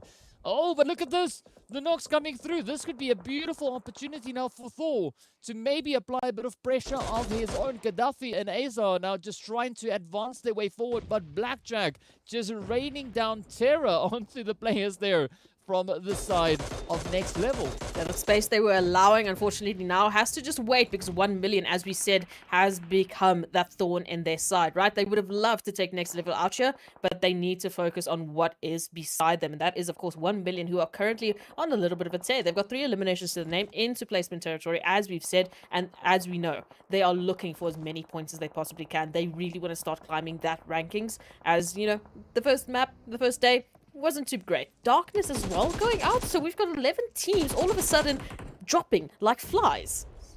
Yep, Woo! seeing a lot more as Lelouch sends it through, picking up Knight with an absolutely fantastic nade. But up comes the rush now from Blackjack. But look at this, Eflex sends one over on towards Zane. Oh, it gets so close, but unfortunately Zane is able to move out of that position. Thor still alive, and unfortunately down he goes, as we saw him putting up a little bit of a fight, picking up the knock on towards Next Level. But now Blackjack cooking up the nades, getting ready to send it right up into 1 million. Oh, Eflex managing to evade those utilities getting sent in their direction, but everything is looking to get set ablaze. We've got mollies, we've got smokes, we've got grenades, everything flying all over the place. But look at this, Lelouch now trying to step on up. Are they going to be able to pick up those points? Of course, the players there from Next Level also now getting sent away at the hand of Umbra, as that beautiful rush came through. They're just doing a clean sweep, moving their way back up in towards the zone. But here we are. Will Blackjack now be able to close it up? Picking up the first knock on towards Black Lost. Oh, Dex, beautiful off angle, picks up 3. Oh, down they go. 1 million. Riding so high as they step it up and send them packing. Absolutely beautiful stuff. I can't even express to you how important this fight has been for 1 million, not only for the eliminations, but for the positional advantage that they now hold. With that zone rotation coming through, they have a straight line into safety, a straight line potentially into something even more. Zero Tolerance are picking up the pace coming through to G3 Temper, as Super Young Stars also being confirmed out, but it's not enough. All of a sudden, we are down to 4 teams. G3 Temper, 1 million Esports, Team Umbra, and Team Myth coming through for this final contention here for that winner-winner chicken dinner. Now, 1 million Esports, I feel like have a potential here. As we said, crucial fight that they won there, because look at the position that they now hold. I mean, all I can see from here is teams just looking to dial it in even more so. I mean, yesterday was on fire. Today, I don't know, but it's even better than that. It's like fire, if that's even a thing. But let's try and make it whatever. But here we are. Now, Umbra, absolutely fantastic position coming in from that southern side. Myth, also just utilizing the ridge lines, moving in. But here we go. G3 rolling up from the north once again. Now, we've seen it when G3 rolls up from the north, things go a particular way. Is it going to be the same this time around? we don't know just yet. But they have some pretty stiff competition coming in because it's G3 sitting on a full squad, 1 million sitting on a full squad, Umbra on a full squad, and then of course we have Far from the side of Team Myths. Farouk indeed coming through, and he's been an absolute tear. Braden as well, one of the players that we've been focusing on, but Farouk just behind them, even though as a solo, he could genuinely be an absolute stopper to the plans here of G3 Temper. Now with Team Umbra pushing on up, trying to find an opportunity here with 1 million, but G3 Temper and Team Umbra now turning their attention to 1 million. This is the last thing that they would have wanted as they go down to a duo who are currently being surrounded. As I said, Team Umbra, they want the approach, and they're going to find E-Flex, and that's going to be 1 million taken out in 4th position here. Wow, this game just keeps on changing. Of course, Farouk there from the side of Myth still holding on, but G3 not going to be stopping just yet. They're continuing to apply the pressure. Umbra coming in with a very split up approach. Oh, not quite sure why though, but unfortunately, things are looking a little bit on the tough side, but Morteza and Wasted are going to try and leverage that as best they can. You see Morteza now looking to advance forward. The shots raining down. Down goes Morteza. It is up to Wasted right up behind him. Wasted and SW1D2 very split up. I don't really see them condensing that position just yet, but look at the bounce coming through onto Farouk. Oh, it overshoots, but they have a good idea of Farouk. So the pressure is going to be on, as we can see those shots now flying into Farouk once again. But G3 looking to close this one up. Are they going to be able to succeed and rain it down on the opponents, picking up potentially their first chicken dinner of the Super Weekend? 1v2 v4, and it's an unfortunate position here for Rock, who's just been having nades flung past their face. Now Team Umbra as the duo trying to find an angle here, very split up. Of course, a SW1D there towards the southern side, but might have an opportunity to take down Farouk. But there's the confirmation, as we've just mentioned it now. 1v2 as 1v4, sorry, I can't even count the numbers. G3 Temper have an opportunity here to take the winner chicken dinner. Yeah, they do, and of course it is going to be SW1D2 up against the entirety of G3. Nacho coming in with a beautiful off-angle play, while Sticks, Buden, and Flacco are trying to keep the pressure up from their side, potentially maybe trying to lure him out. But down goes Flacco. SW1D2 not to be discounted just yet, but the shots come in, and down they go. G3 come through with their first winner chicken dinner in the Super Weekend. Oh, finding your last bit of cover behind, just a lonely tree. And as you said, that beautiful flanking position coming through from G3 Temper, they had the numbers advantage, so they could do exactly that. Throwing a net, basically, that was ensnaring the last remaining hopeful there of Team Umbra. Oh, my goodness. So, I mean, if we break that down, G3 Temper, they were finding themselves in a little bit, of a rock and a hard place there. His Team Myth pulling up right behind them. We had Blackjack, we had 1 million, and then all of a sudden G3 Temper just, they took it up a notch. And we know this, G3 Temper and Miramar, I'm going to wait to see what other team is really going to just replace that memory in my head, because that's all that I see when I see Miramar. Well, I said it on the I said it during the game, right? Once G3 starts rotating in from the north, things go a particular way, right? And it happened again. And that is purely based on what we've been seeing just here in the PMPL from their performances on Miramar itself. And we know Miramar is a really strong map for them, and they showed it once again, just reminding us why it is such a strong match there for them. So well done, beautiful winner chicken dinner being brought to the table there. And now, of course, things are going to keep on changing. We've got teams stepping up, and it was yet another relatively challenging game for the players there coming in from the side of Cryptics. I mean, they held strong. They made it up pretty late in the game, but we see the teams really starting to try and put a stop to the runaway performance we saw coming in from Cryptics over in the league play days. Yes, and I mean, they have a very good reason to, right? There's a very good reason you want to take an opponent like Cryptics out as soon as you can. And those third parties coming through, like we were saying, Lazy Boy holding their own in a 1v3 scenario there. It came down to Thor as well. Just shout out to them for making it as long as they did, for surviving as long as they did somehow, some way. But Lazy Boy, putting in the performance, finding those 2 eliminations, but the third party from Next Level just, it finished it off for everyone. And I don't know. We'll see how that third map's going to come through, because again, I still think of Cryptics as that team that, you know, is calm and collected and calculated. They get the information, they know what they need to do, and then they implement it. And the execution has been brilliant from what we've seen in the league play. So I'm still waiting. We'll see. We'll see what happens. We'll see what happens. But of course, the kind of strategy we saw coming through from the side of Cryptics is the first two games, they are a little bit more reserved. Once we get into those third, fourth, and fifth games, that's when they're like, well, you had your chance. Here we go. All right. So, but well, before we get into that, let's have a look at a few of the highlights coming in from the back of this Miramar map. Enjoy.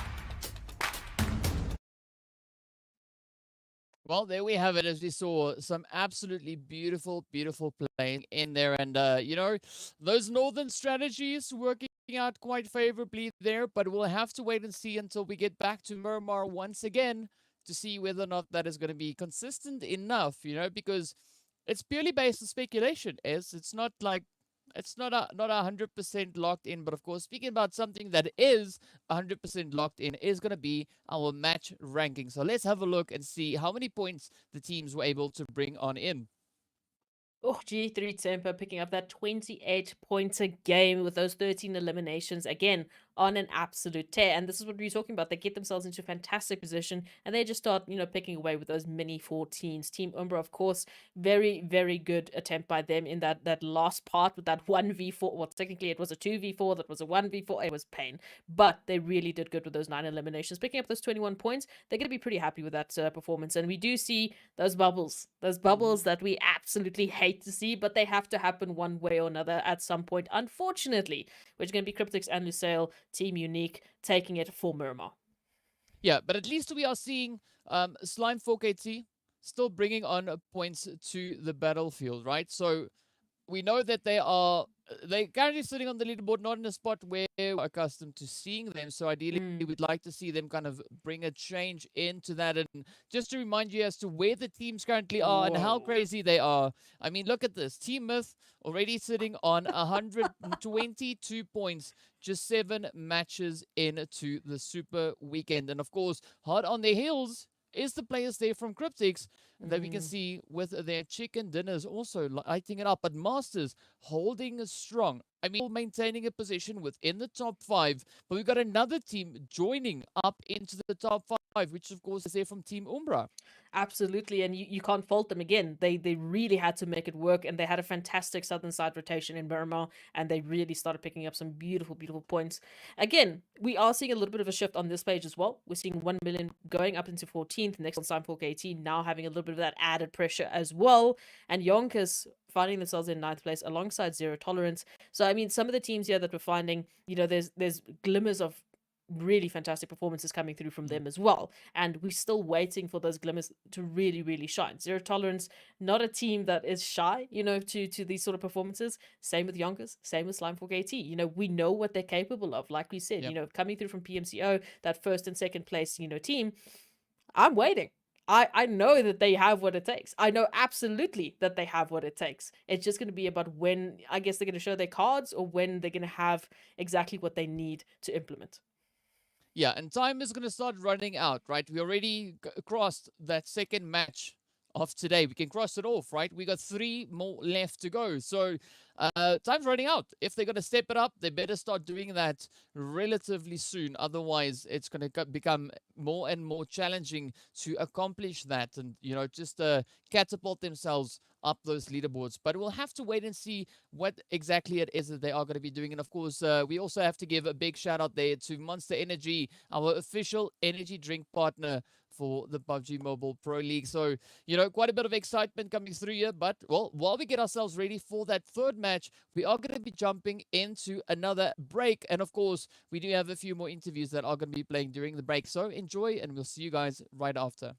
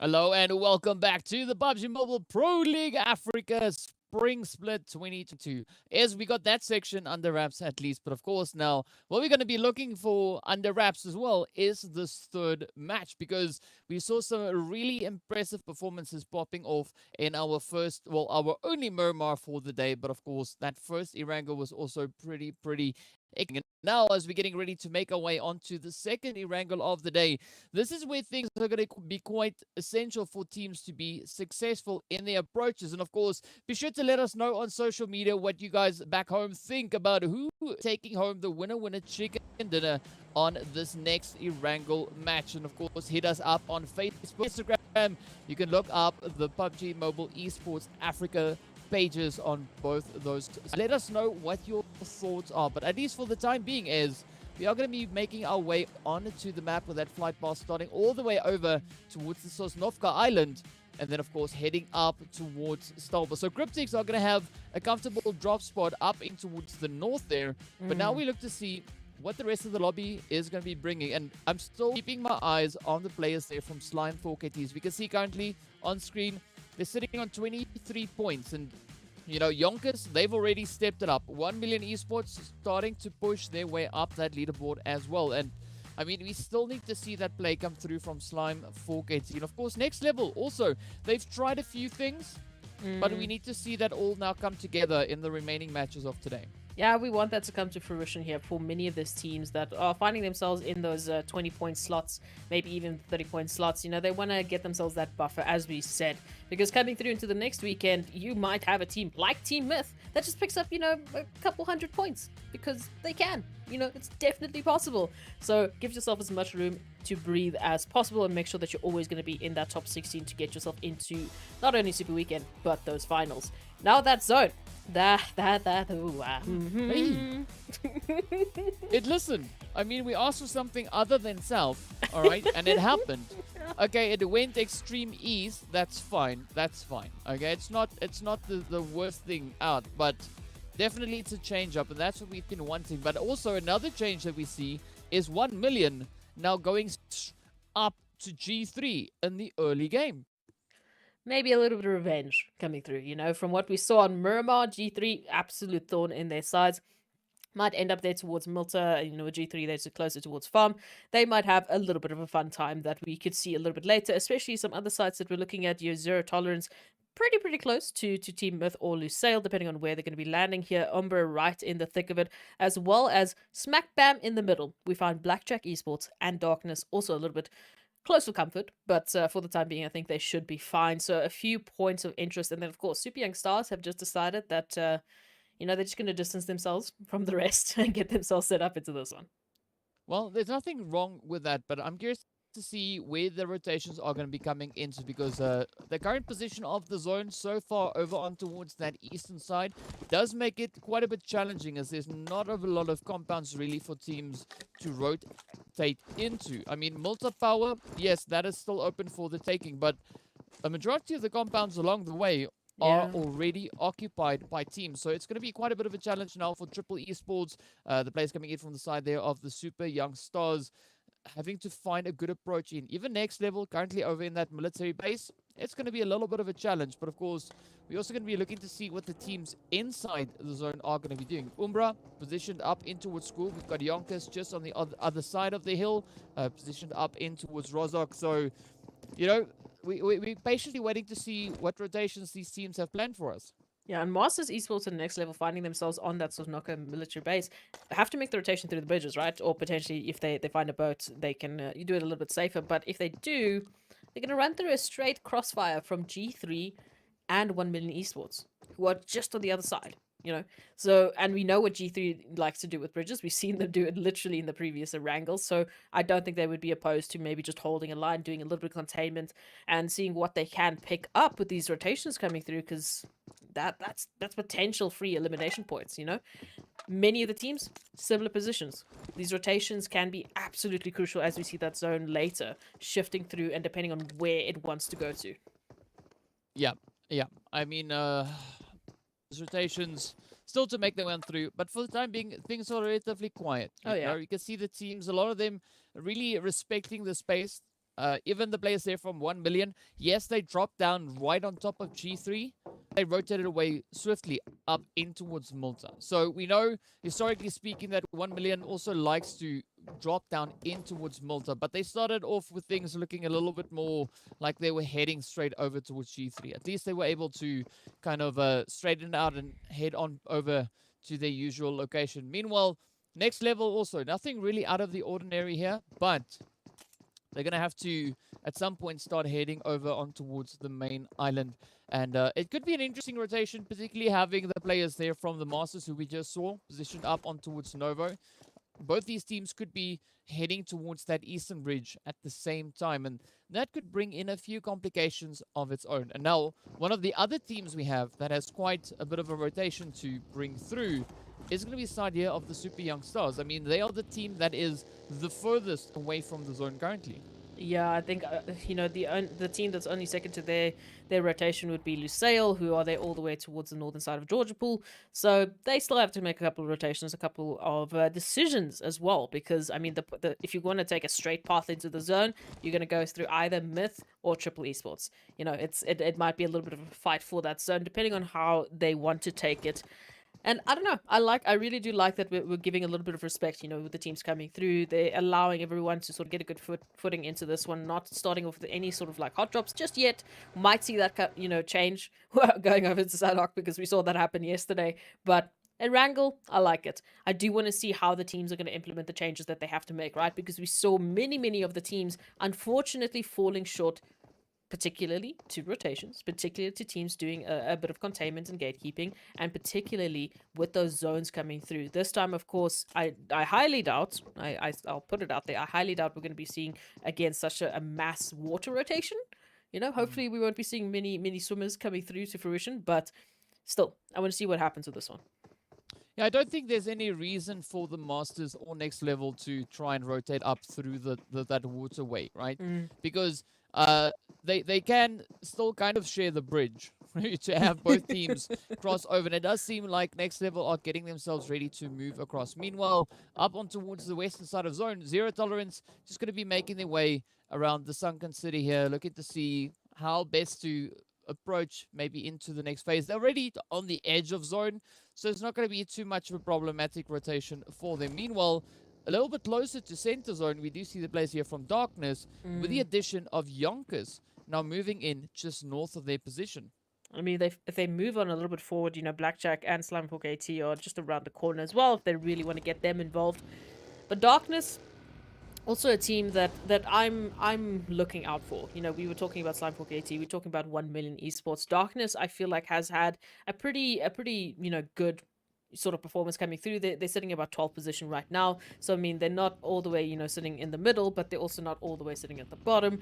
They've done all right. I do want to see a little bit more from them. I feel like I haven't had an opportunity to really see the engagements coming through to fruition, and they might make that happen. They've had a few sneaky third parties coming through as well, which I do love about them. You know, they're constantly on the lookout for that, and that is a potential fantastic opportunity to pick out eliminations. It's just going to be about how they're going to work it here. Now, as they move through towards prison and getting very close to G3 Temper and Blackjack Esports, maybe looking at a sandwich there. Well, there's nothing wrong with the sandwich. It only depends on what kind of toppings you add on to that, right? I think that's kind of the deciding factor. But having a Blackjack G3 sandwich, that might be a bit of a bestseller somewhere. You know, where exactly? I can't tell you, but you know, that's just like a prediction. I don't know. Whatever. We'll see. But of course, now the players here from Myths are going to be rotating their way up on towards a position towards Potato Hill. I do think it's a pretty safe call, at least for the time being. But Lusail and Zero Tolerance are both now rotating up in and around that kind of Rozhok region, just on the northern side there of the waterway. So we could see a few exchanges actually coming in between them. And in fact, we have everyone still in the game with the first knock now coming through on towards Zero Tolerance skill, in addition to the zone. Now continuing on its trend over on towards that eastern side, centering up beautifully towards Mansion. But unfortunately, it does seem like Zero Tolerance has now been reduced to 3 players, as it is a pretty good start there for the side of Lusail now. And unfortunately, Hate's feeling like a little bit of bait right now as he is ahead of the rest of Lusail with, the rest of the team just behind trying to make sure they can take a safe rotation in. And that zone, some of it, unfortunately, just going to be water. So not an opportunity here for the teams to really make use of it, but we'll see how that ends up causing a little bit of chaos towards the later part. But here's Team Umbra and YONKOUS, two of the teams that we know have been stepping it up, and two of the teams who still want to take it further, of course. So, I don't know. DK, this could be a beautiful, beautiful fight. It could be, but it all comes down to how these teams take the current position. Ooh. Of course, YONKOUS are going to be welcoming Umbra to their little homestead here, as Wasted is going to be the first one to get stopped right there. SW1D2, Morteza, and PRC still to rotate on in. Let's see, are they going to be looking to potentially come knocking on the door here for the side of YONKOUS? And this feels like a similar kind of play that we saw coming through in the qualifiers as well. But of course, let's see now what Umbra are going to be doing with their position here. Just positioned up on this little hilltop, some good coverage, but up comes the rush now as PRZ moves right on forward towards them. Oh, down he also now goes. I mean, YONKOUS trying to hold on. Halflink getting picked on up right there. Beautiful trade-off between YONKOUS and Umbra. But Morteza a little bit exposed right there out in the field. Curious to see how SW1D2 is going to try and take this approach as Umbra rushing straight on forward, looking to quickly tend to their wounded players. Ooh, and trying to prioritize those reses as Wasted was literally on a sliver of health, but all of a sudden it is down to SW1D2 right now.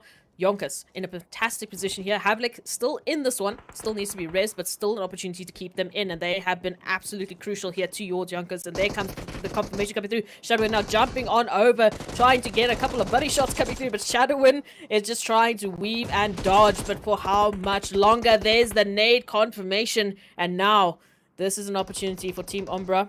Maybe you might be seeing them taken out, but still, Morteza is alive in this one and desperately trying to get involved. Unfortunately, because they're so split up, not an opportunity for them to really get engaged or to make a huge impact. There's not a lot of angles or, sort of just windows that they can work with to find YONKOUS. Yeah, and of course, speaking about the windows, YONKOUS have all those windows covered. I know it's not the same windows you were referring to, but either way, YONKOUS really stepping up their game here. Yes, they are one man down, but they've been putting up quite a bit of a fight onto the side there of the players coming through from the side of Umbra. And of course, Umbra having now to pack their bags and head back over into the lobby. And up is now for Miz Broly trying to explore his options a little, trying to see where exactly Triple Esports are situated. And of course, there are no strangers there. They are not going to hold back at an opportunity to put a few hits, a few dents into that vehicle. But now, as we wait to see where this next phase is going to be going, this is where positioning is going to be absolutely crucial for the teams once again. The Masters coming in a bit of a late rotation, about to start joining us in the zone, as the zone now continues to center up towards Mansion, and Blackjack just being absolutely zone blessed in this position. But last time we saw the zone heading in this direction, it was when Blackjack walked away with a winner-winner chicken dinner. This, of course, being over in league plays, but let's see what they're going to be doing this time around now that it is super weekend time. Yeah, migration coming through now as all the teams want to find and hopefully a positive position here in this zone. And I mean, if we take a look at it once again, we're seeing that scenario where the teams are really prioritizing these rotations, as we saw many of them falling short in the first Erangel, so they've immediately resolved those sort of issues coming through. And again, Blackjack right alongside Team Unique, covering that center part of the zone, that southern side looking a little bit contested, that northeastern side also looking a little contested. So going to be a very difficult rotation for some of these teams to try and just find a little space for themselves.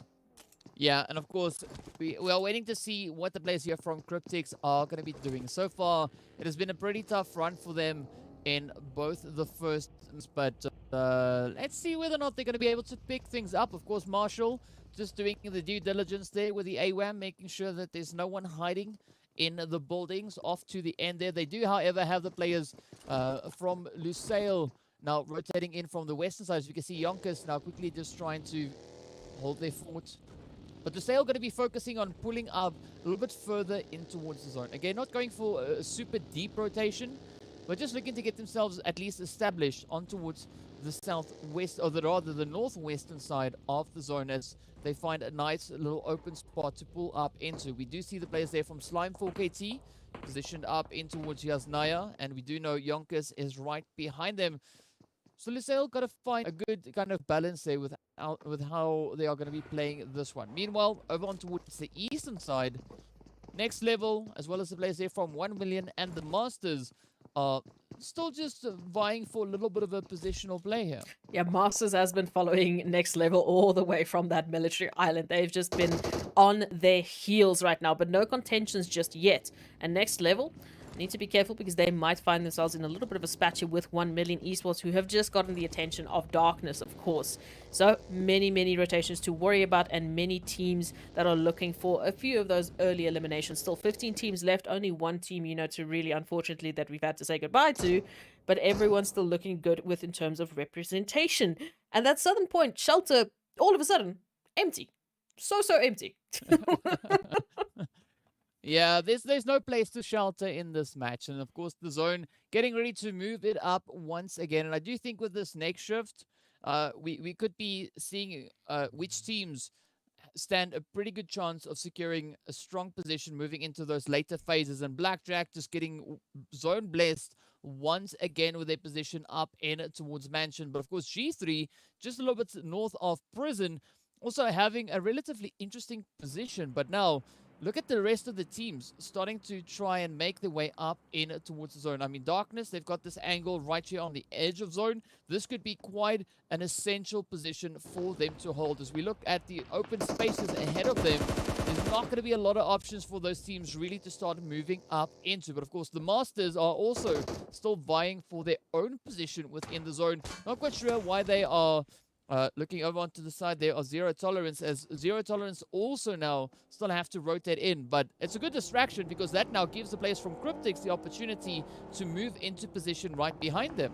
Absolutely, was just about to say that's all. Lazy Boy just getting up and personal. Now Triple Esports feeling a little bit of that pressure. Unfortunately, Thor, you know, that absolutely fantastic survivor from Miramar is going to be getting confirmed. And the rest of Triple Esports now down to a duo trying to fight against G3 Temper, who we know was absolutely dominating with regards to Miramar. But how are they going to take this in Erangel? Fantastic position for them.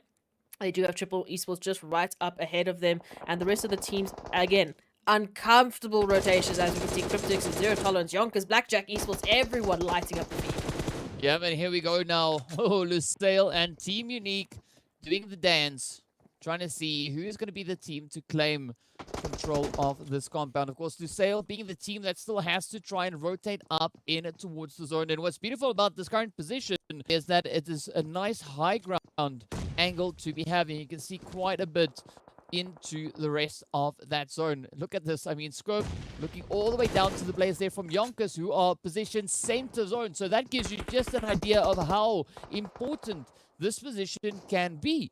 But here we go now, as Lusail are still trying to find those angles, looking to see how to best take the approach to potentially maybe contend against the players here from Unique. And it's going to be quite a bit of a fight for this position. We also see in the feed there that the players from Slime are coming under pressure once again, but they're also applying quite pressure now on towards the Masters, with a beautiful assist coming in there from the of Darkness. But the fighting is not going to be stopping anytime soon, as Cryptics also start pushing a little bit further forward, finding themselves up alongside Zero Tolerance, who've already managed to take down 2 and are looking for those confirmations. Here's the peaky. Thank you. Yes, Lazy Boy, you might be next. But Cryptics now down to a duo. Unfortunately, they were the ones here to engage with Zero Tolerance, right? They found that little bit of, contention early on. They heard it. They're like, oh, great, third party coming through. Surely not going necessarily their way. And now down to a duo completely, and they'll have to disengage and try and find a safer approach into this one. Zero Tolerance have made a stand here, and that's fantastic starts for them. Slime 4KT, though, just on the other side, with Darkness now potentially covering that sandwich position. Team Unique and Lusail still rubbing shoulders to shoulders. And as we tune into the action here, DK, this might be the pressure situation that Lusail might not want to have. Yeah, definitely I have to agree with you on that one. But of course, we do see Salam trying to wrap around there as we look onto the map. That zone getting ready to pop once again. It centers up towards Mansion. Even more so. But already we do see the players there from Triple Esports secured in zone. We have the players from 1 million as well as YONKOUS, and then of course Blackjack not having to move up all that much. But the fight will continue between the players here from Lusail and Unique, as both these teams now have to reposition in towards the zone. With that, Slime 4KT gets sent away. Oh, in 14th place. Wow, that is super unfortunate. But, well, the pressure is going to be on, as we can have the players now. Salam looking to vault up into the windows. Oh, but he gets stopped in his track as Winky comes through with a beautiful spray. Let's see now who's going to be the team to rotate out of this position. And, of course, it is going to be Unique, as Lusail are stopped in their tracks, and Unique now having to try and res up the team, but the blue zone is on the way, so we'll see just how far they are going to be able to get with that. But of course the rest of the teams still looking to reposition back up zone. G3 also being one of the teams still behind their entry point into this phase. Yeah, right alongside Triple Esports there, who have been a little bit split for a while now. It's Master and Maestro who haven't yet had the opportunity to regroup. YONKOUS and Cryptics now finding a little bit of contention. And look at this Darkness, 1 million next level all together, looking to start a little bit of a party here. So far, Darkness still looking alive into this one, but 1 million, such a pressure situation here for them, because even if they survive this onslaught from next level, they still immediately have to reset and deal with Darkness, who are just right around the corner. Neighbors that you do not want in a situation like this. Yeah, this party is just on fire, but here we go now. Utilities getting sent back and forth, heading out in all directions, but look at that beautiful placement coming through from 1 million.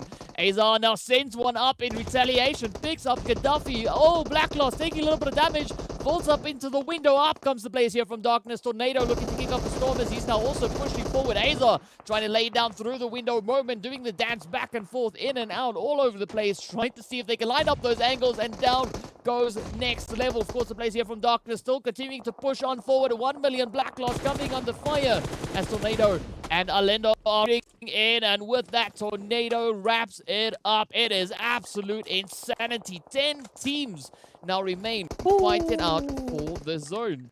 I wanted more from Darkness. I wanted more engagements from them, and I just got treated to an absolutely beautiful bloodbath that they've just laid out there for 1 million and next level. Now, Blackjack Esports, who have been absolutely zone blessed for basically the entirety of Erangel, now find themselves in some pressure here. Zero Tolerance and Cryptics have pulled up right alongside them, and we know they've been busy getting a couple eliminations themselves. Of course, G3 Temper just alongside them, Team Myth, Super Young Stars, all of these teams getting into zone, and that zone shift once again, well, actually, for the first time, not looking at Blackjack Esports.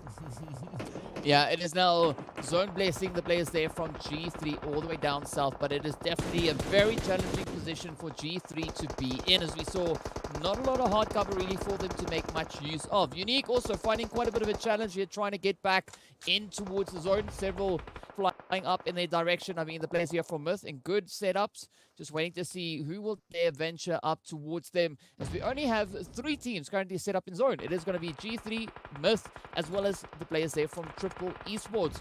And of course, we can see Adleno already sitting on 4 eliminations for their team. Some absolutely beautiful plays coming through just there. But now the pressure is on as the players from Darkness start to move on in. Myth now feeling the pressure. Unique coming under fire, but Myth getting traded and also continuing to fly. G3 trying to bring in their 2 cents to the fight as well, but Super Young Stars making it so difficult for them to make a good play. Of course, Cryptics also now getting picked up in the process as they too try to rotate up in towards zone. Triple Esports getting sent away. The teams are starting to drop like flies here, Ez, and with that, we are down to only 7 remaining teams. G3 still having a good position all the way down south, but now everyone else is starting to move on forward. Team Unique getting traded off as well. Blackjack pushing forward. YONKOUS holding strong. Zero Tolerance also up in the mix, but this is going to be absolutely brutal.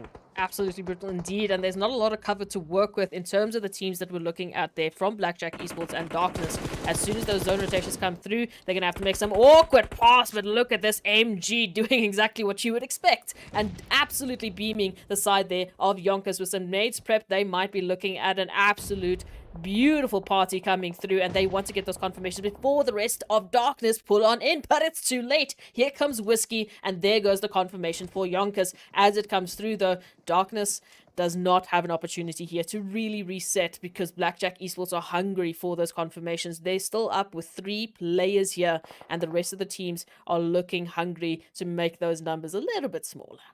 Yeah, and Vortex, of course, now also going to be trying to sneak up in towards the zone with the air punches, trying to move in as quickly as possible in this game. But 5 teams remain, as we can see. We've got Darkness coming in on that eastern side, Blackjack on the north. Oh, the hits come through as Vortex picks up a little cheeky hit, but gets traded off. But here we go now, down to 4. Darkness in the mix, as well as G3, the players there from the side of Blackjack. And then, of course, the super young stars. But you can see Chala not looking too great on the health pass there. The confirmation comes through as Reverb seals it up. And now the pressure is really starting to mount as we see Whiskey and Adleno now trying to just inch their way on forward. But already 10 eliminations on board for the side here of Darkness. It is looking absolutely fantastic for them. Blackjack now bring players back up into fighting form. But who will be the team to succeed as we see that zone now just favoring the players from G3 once again. Already, Darkness having their foothold in the zone, but are they going to be able to make enough of a stand from that position? Yeah, G3 Temper right now quite spread out because they're looking for those angles. They're looking for those flanking positions here because they've got a lot of players right up ahead of them. And as I say, that moment going to be the first one to be spotted out there on the side of Darkness, which G3 Temper would love to get out of here because they want full control of the zone. They want to be the last team standing here, and that starts with taking out Darkness. Now, Whiskey and Adleno trying to prep some nades, trying to give a little bit of cover here, some space to work with the super young stars, getting confirmed, and Blackjack Esports using the vehicles to their advantage to just push up on closer into this contention between G3 Temper and Darkness. But they're going to be very sorry for that one because Six God says, thank you, I saw that, let's take you out. Yeah, I mean, G3 just popping off. The players here from Darkness popping off. Our 3 remaining teams just absolutely going insane. They've all now engaged that beast mode. But who's going to be the team to reign supreme at the very end and claim that winner-winner chicken dinner for themselves? Of course, a beautiful nade coming in there from the side of Reverb as Nacho gets traded off. It is now up to Six God and Flacco for the side there of G3 to hold strong. A little bit of an evening of the playing field there at the hand of Blackjack. But of course, now Darkness going to be trying to also just inch their way into security, looking to see if they can sneak up behind a rock or a tree or some form of hard cover. At least they also have a vehicle on their side of the map there. The utilities are going to continue to fly on through. The trade-offs coming in. Oh, Moment getting picked up as well. Zane getting picked up soon. It is now up to Reverb. Whiskey, the last remaining hopeful for the side here of Darkness, and still G3 riding pretty strong on all 3 players up. As you can see, Six now rushing over on towards Nacho. Whiskey, the last one left for Darkness. Six God looking to push on forward. Reverb right there on the edge. This is looking like an absolutely amazing run for G3.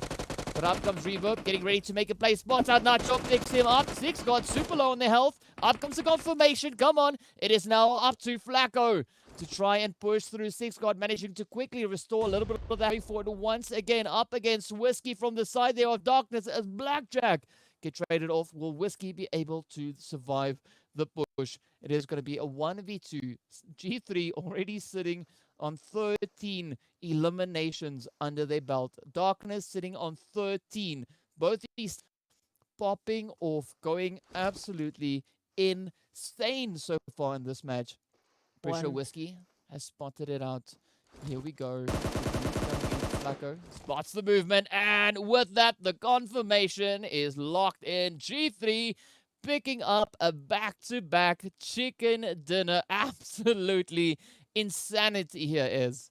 Oh, I was counting the time. I honestly thought, Six God jumping up there, spotting out the last remaining hopeful there from Darkness. And Darkness, they picked it up. I asked for it. I said, look, not too bad of a performance. They were sitting in 12 players. Yeah, not too bad, not too great. But now, coming through with a second place on Erangel, and I think it was 11, maybe 12 eliminations there towards the end. That's an absolutely huge performance for them to take through, because that's just going to honestly help them jump not even just, you know, climb. They're going to jump up those rankings, which is exactly what they need to do, adding that buffer zone. And G3 Temper, is that a second winner? Yeah. Just coming through. Yeah. Yeah, I mean, back-to-back chicken dinners on the side there of G3. I mean, whatever happened in the G3 camp since yesterday, it's beautiful to see, right? They are just popping off. They have their whole synergy kind of dialed in, and they are just surprisingly effective coming into the matches here today. So quite excited to see what they'll have in store for us for the remainder of the day as well as the rest of the Super Weekend. But you got to say though, I mean, the teams are going pretty heavy on the aggression, right? We saw those elimination counts just skyrocketing. Teams just going to town, bringing in hit after hit after hit. And that's what we want to see is, like, if we look at yesterday's matches, that fails in comparison to what we are seeing on the battlefield here today. Look, I think that is an absolutely perfect, you know, analogy that we're taking a look at. We're talking about the teams turning it up. We're talking about the teams dialing it in and getting closer and closer to what we think is peak performance. But they have so much more room to grow. They have so much more room to improve because they're forcing each other to do so. Again, I love the concept that, you know, as good as one team may be, they're not going to be the end all and be all because everyone else is continuously trying to get not only to their level, but one notch up and continuously try and do that. And it's just that ripple effect. It's beautiful. And we can see that coming through now. G3 Temper, they didn't have a bad performance yesterday. Not at all. But now, all of a sudden, they're looking like the new Team Myth. The Team Myth that's sitting on those triple digits and Temper trying to catch up. Yeah. I mean, but that's the beauty of it, right? Because the teams have one of two options. Either they can let one particular team just absolutely dominate them, or they can try and do something about it, right? And that is what we're seeing. The teams are stepping up to that challenge. They are not accepting other teams dominating them. They say, you know what? We are all here, and we are all going to show you what it is that we've got. And it is resulting in some absolutely fantastic PUBG Mobile happening on the screens right here. And of course, we do have a few of those highlights of the past match coming up pretty soon as well. And it's going to be quite exciting to see those highlights happening. But I got to say is, I mean, like, I knew today was gonna step it up. I told you this last night after we ended the broadcast. I said, if you thought day one was something, wait for day two. But boy, was I wrong, because I think I kind of underestimated that. But of course, just to remind you as to how crazy this game was, here are a few of the highlights.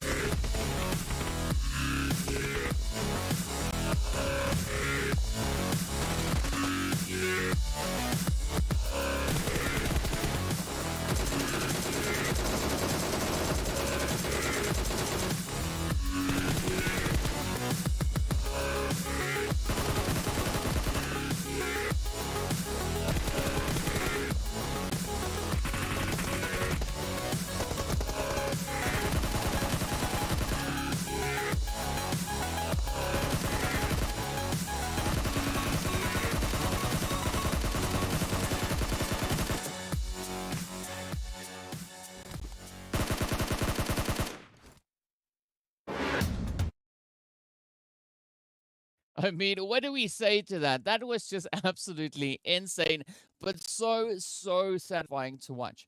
You know, we've been seeing the Africa scene steadily growing, steadily improving, but the level of change that we've seen come through now has been absolutely crazy stuff coming in across the board.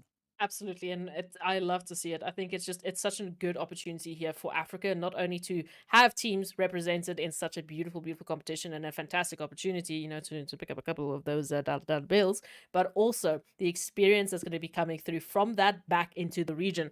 Now, G3 Temper, 14 eliminations, picking up there from that second Erangel, picking up those 29 points. Darkness not too far behind, absolutely stepping it up with 23. Blackjack Esports, who were just zone blessed time after time again on Erangel, picking up 19. But I'm loving the eliminations coming through. You know, Super Young Stars, they weren't too active in terms of, you know, picking up eliminations, but they had fantastic placement points coming through. Same can be said for Zero Tolerance, just, you know, showing us a little bit of that potential that we were talking about, as well as Team Unique.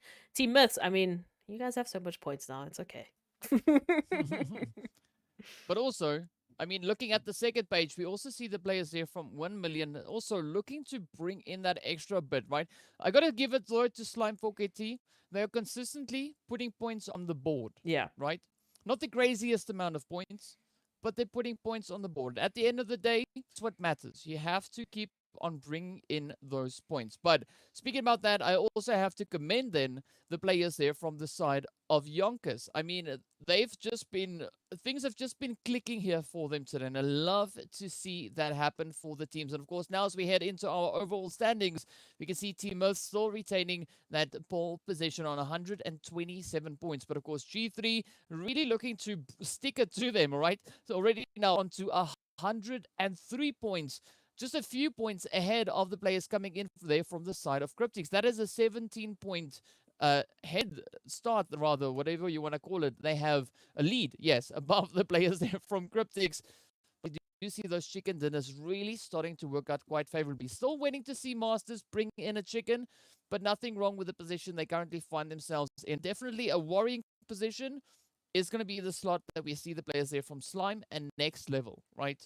Come on, guys. We want to see you push it. We want to see you move up that leaderboard. But of course, 1 million, still putting in the efforts.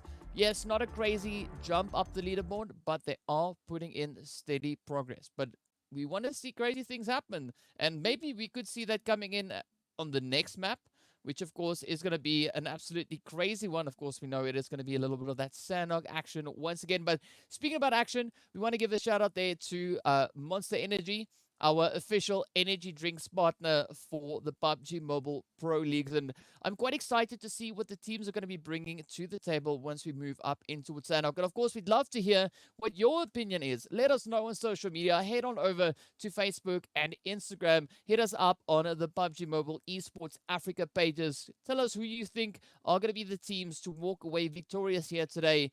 And, well, maybe you could be 100% on point, but we'll have to wait to see what it is that you say. But on that note, we are going to be hopping into a quick break, and while we get ready for a little bit of that Sanhok action. So be sure to stay tuned, and we'll see you guys right back afterwards.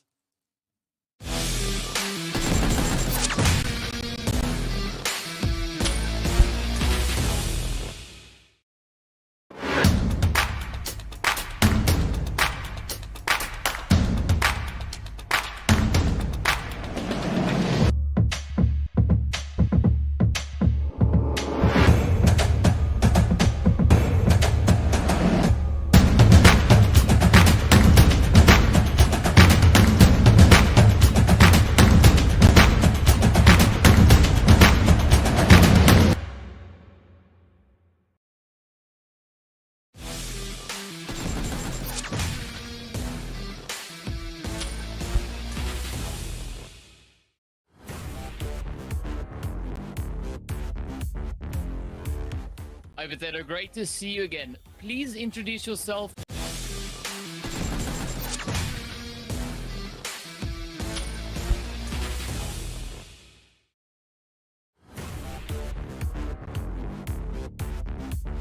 Now, what would you say is your number one tip for a beginner? Number one tip for a beginner?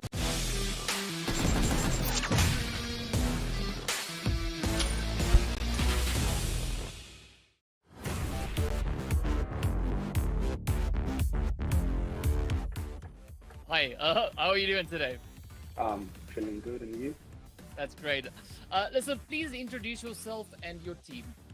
My name is Tom, undefeated overseas, and my team name is Slam4KT, the winner of first PMCO in Africa. Well, there we go. Pretty big title to be holding up there. And now, first off, I want to ask you, how are you feeling right now, just before the event starts? I'm gonna say I'm feeling confident, you know. like excited as well, like because this is the first time we're having like a PMPO in Africa. So I'm really excited for the event. Well, I'm also quite excited to see what the event's going to bring. Now, I want to ask you, have there been any changes to your team compared to the team you had last year? Oh yeah, pretty much. We just recruited like 2 new members to our team, Zeus and Plaza. Ooh, well, that sounds quite interesting. Now, what are your expectations of your team going into the upcoming PMPL season? We're very much confident and we're very excited for the new PMPO, and we just want to show people our skills and try our best to win. Oh, there we go. Nothing wrong with that. Now, I want to ask you a little bit of a tricky question, right? What is your ultimate goal or ambition? My goal is to reach PMGC and try to, qualify for the finals. That's my main goal. Oh, well, setting the bar relatively high on that one. Now, what kind of preparations did you guys go through before coming to the PMPL?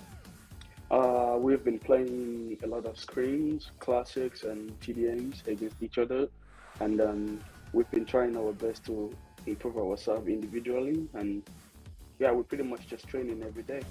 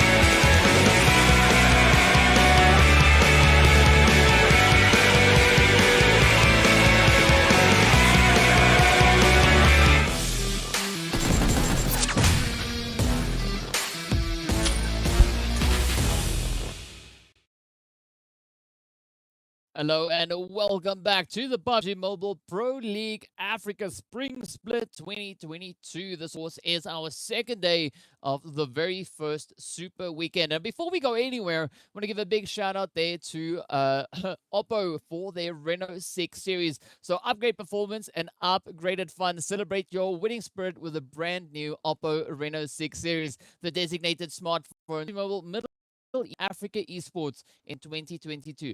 Now the first few matches were absolutely on. Saw the players there from G3 coming yet another winner chicken dinner. But now, as we're getting ready to move over into a little bit of that Sanhok action, this is where the teams could get another beautiful opportunity to rake in a few more points and maybe stop G3 from getting another chicken dinner.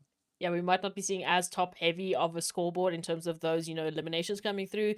Plenty of opportunity, ample opportunity for teams to get involved with those third parties and start picking each other away. And I also just like the change up of Sanhok because we don't see Sanhok really, well, we didn't see Sanhok in the previous week of league play. So we only really saw them for the first time on Sanhok last night. And so this is going to be the Sanhok second one that we get to watch and just experience, because I think there's going to be plenty of changes coming through because it was chaotic. I mean, if you thought the nades on Erangel were pretty impressive, wait till you saw what happened on Sanhok. So I'm going to be very curious to see where masters are dropping and how many nades they're going to be picking up into this one.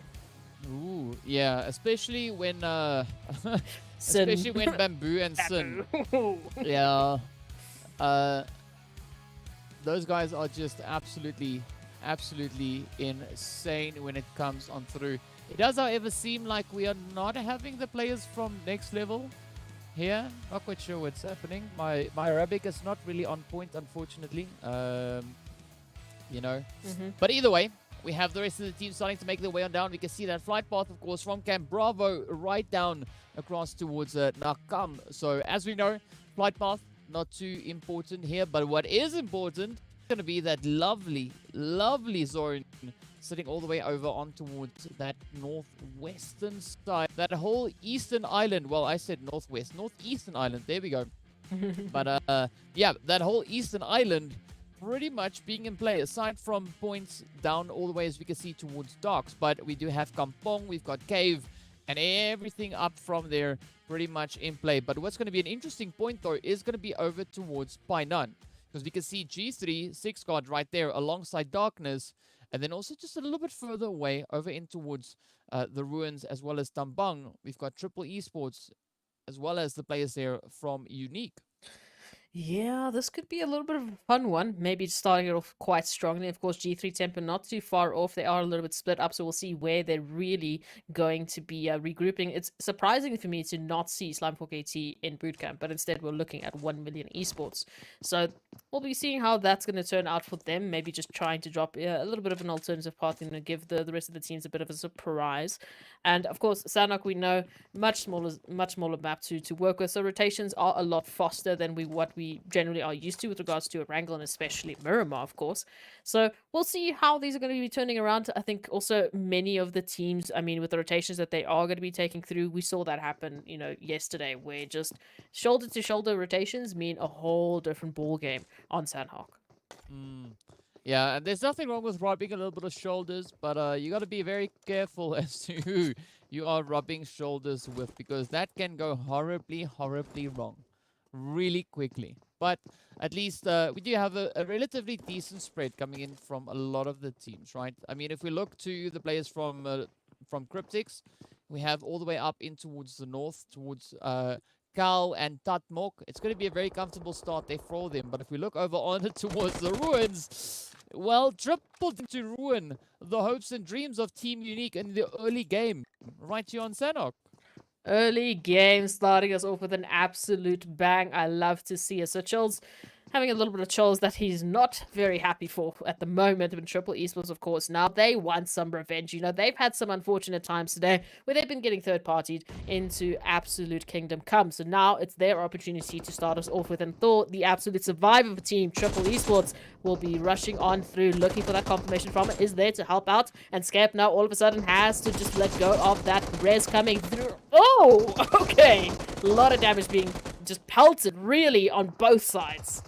Yeah, but that is what we love to see. I mean, Triple Esports laying it on pretty thick. I mean, we saw Thor really managing to survive up until those later stages in the previous matches, but now they're trying to get right down to business relatively early on, right? Just rushing forward, trying to get everything done and dusted. And the World Unique, right? They've been reduced down to only one. It's going to be Winky hopping on the motorbike, trying to rotate away up in towards safety. And at least for the time being, that more southern approach in towards the zone could be a little bit more on the comfortable side, right? It's not good because we've got Darkness, we've got the players here from the Masters, as well as YONKOUS just lying in wait a little bit further up ahead. Not to forget about the players there from Myths, also positioned down on towards that southern side. Yeah, speed is key when running away from Triple Esports on Sanhok, apparently, which I love to see. They're bringing a whole new sort of energy into this one. So once again, nice little change-ups coming from these teams and small adjustments that are really going to be leading them to some potential fantastic points as they pick it up. Triple Esports already, as you can see on that feed, the first team to pick up eliminations and the first team to really put their best foot forward into Sanhok. Now, Camp Bravo, Mongnai, still pretty empty at the moment. We've really got a lot of contention there towards that western side, and for some of the teams like Masters Esports, Ban in particular, a little bit lonely. The rest of his team is there towards Camp Charlie, taking a little bit of a stroll, so we'll see how that's going to turn out. Again, quick rotations. Yeah, we love the quick rotations. YONKOUS, though, very close to potentially get involved. Team Umbra as well, DK. I feel like they're so close to zero tolerance. I think it would be a fantastic start for them to maybe get this team wipes, start themselves off early, get the position to themselves, and then just ride it on through. Yeah, I mean, that could be a good play for them, but it all comes down to how they kind of use the situation they have. I mean, Bun, yes, it is the spawn location for everyone when they're waiting to see what the flight path is going to bring. But looking at where Umbra is, it's going to be a bit of a challenge. I mean, Vortex really tempting fate, being in the ball with the players there from Umbra, having such good lines of sight down into the ball. Fortunately, the rest of the team is positioned elsewhere, just a little bit further away. So there's a good amount of coverage coming in. See, Shadow has been spotted out, but they can't ride on that one too much, right? They definitely have to try and get Vortex kind of out of that position. Speaking about getting out of positions, the players here from G3 are going to be looking to get themselves away from that boot camp kind of drop and just rotate up a little bit further. Of course, they have been spotted out by the side. They have 1 million, but the trigger discipline is coming through now. 1 million, they don't want to give up their position just yet. I don't blame them. I mean, a beautiful position for them to really hold the line in terms of the rotations coming through. And they need a little bit more information. As we know, Sanhok, so tiny. You start a fight off, and guess what? All that you're really doing is you're letting everyone else know in the area that they should come join the party. Invitations are sent out. Maybe they're going to be bringing a little bit of their own drinks coming through, maybe some snacks. But ultimately, it's not a party, I think, that you want to be the host of. So with the teams now making the rotations through, we still got Team Myths outside in the zone. We've got Triple Esports still having to make their own rotations, but fairly clustered, especially when you look at that central part of the zone. Again, northeast apparently doesn't exist to the rest of the team, which is fine. But those rotations are going to mean that we might see those early fights really breaking out, and that's really where the chaos on Sanhok begins. Yeah, but I mean, come on, let's be honest. Sanhok is chaos, right? Oh yeah. if you look it up in the dictionary, it's right next to it. Yeah, it's going to be Sanhok equals chaos. That is what we've come to expect now. But it all comes down to how much chaos these teams are allowing to come in their direction, rather. Okay, so we do see a lot of relatively interesting positions being occupied by a lot of these teams, right? Super Young Stars up in towards Paradise. We do have Cryptics just up north of them, but again, not a full-on push coming in from the side here of Cryptics, right? They're trying to get a bit of a lay of the land, trying to figure out which way best to kind of try and approach it. And of course, the players here from Slime 4KT, we see them up towards the northern bridge, just on the edge of zone nearly, and still having to try and find a good position to move into next up. This is the match in which I want to see that performance come through from Slime 4KT. Looking forward for the whole day so far, right? Slime 4KT, they deserve to be a little bit higher up, but how much further are they going pushing themselves up that leaderboard? Because unfortunately, the only way they can accomplish that is by doing it themselves. Oh yeah. And it's by steamrolling through as many teams as they possibly can, because we know those elimination points are absolutely crucial and absolutely tasty, especially on super weekends, because it gets you that much closer to that winner chicken dinner, which means an extra $500 worth of spice right on top, which we love to see. Team Myth, of course, they're riding an absolute high. They have so many in their back pocket that they're just willing to see, okay, what can we do? Maybe let's see how much we can really push the envelope here, which, of course, no team would be upset about that. And that's zone rotation now. I don't know. Lusail, Triple Esports, Myth. Could be a fun one for them to try and get into this one. Yeah, it could be quite a bit of a fun one, right? So there's a lot of fun still to come, but it's quite interesting to see the entirety there of Camp Bravo. And in fact, that whole northeastern region of the map, yeah, being completely vacant. So a lot of the teams starting to just kind of jam and cram themselves in on towards this western side. But hopefully we could see a few of those rotations advancing a little bit further through, moving over on towards that more eastern side, as it is open from Camp Bravo pretty much down towards Lakawi. So a lot of rotational options on that end. But of course the teams, they don't have this information. So they're just going to have to make some guesstimations, I guess. Yeah, guesstimations. We love them. You know, that's pretty much what we do on a day-to-day basis. But looking at Lusail now, making the rotations through. Slime for KT as well, just shoulder to shoulder there to 1 million. And as we know, you know, some contentions have been running high. They might be looking for a bit of revenge. But I do say, I really kind of love the position that we do find. You know, Blackjack Esports, they're just alongside that eastern side, might be moving up a little bit more north, finding some of those positions that are really just not contested right now. An opportunity for them to once again get in as much players as they possibly can. And lo and behold, the solo, which is Winky, is going to be found. As I say that, I was going to say, oh, you know, coming through from the southern side, it's all sneaky beaky like. I'm sorry, I shouldn't have said anything. But nothing wrong with that. But of course, loving to see those rotations coming through on towards that eastern side. And we see MG pushing a little bit further up to closer towards that Lakawi side, being a little bit cautious in the approach. But as we know, it is right. They can rotate up securely, at least for as we look a little bit further up on towards that northwestern side. Slightly starting to make their way around. Of course, we have the players there from 1 million just up ahead of them, with the addition of the super young stars, also now disengaging from Paradise and starting to head a little bit further down south. But I'm curious to see how far south the super young stars are going to be trying to move, because G3 is currently positioned up on the hill just ahead of them. But for the time being, it is still going to be between 1 million and Slime 4KT, and we're looking to see whether 4KT are going to be looking to get a bit aggressive, or will 1 million look to capitalize on the position they have on the high ground? Yeah, this Sanhok feels a little bit more calculated to me than what we saw yesterday. You know, yesterday we just had fights breaking out left, right, and center all the way. You know, I feel like from the first zone, basically, we had hot drops starting us off with. And this time around, other than Team Unique, it's fairly calm, if I can even go as far as saying that.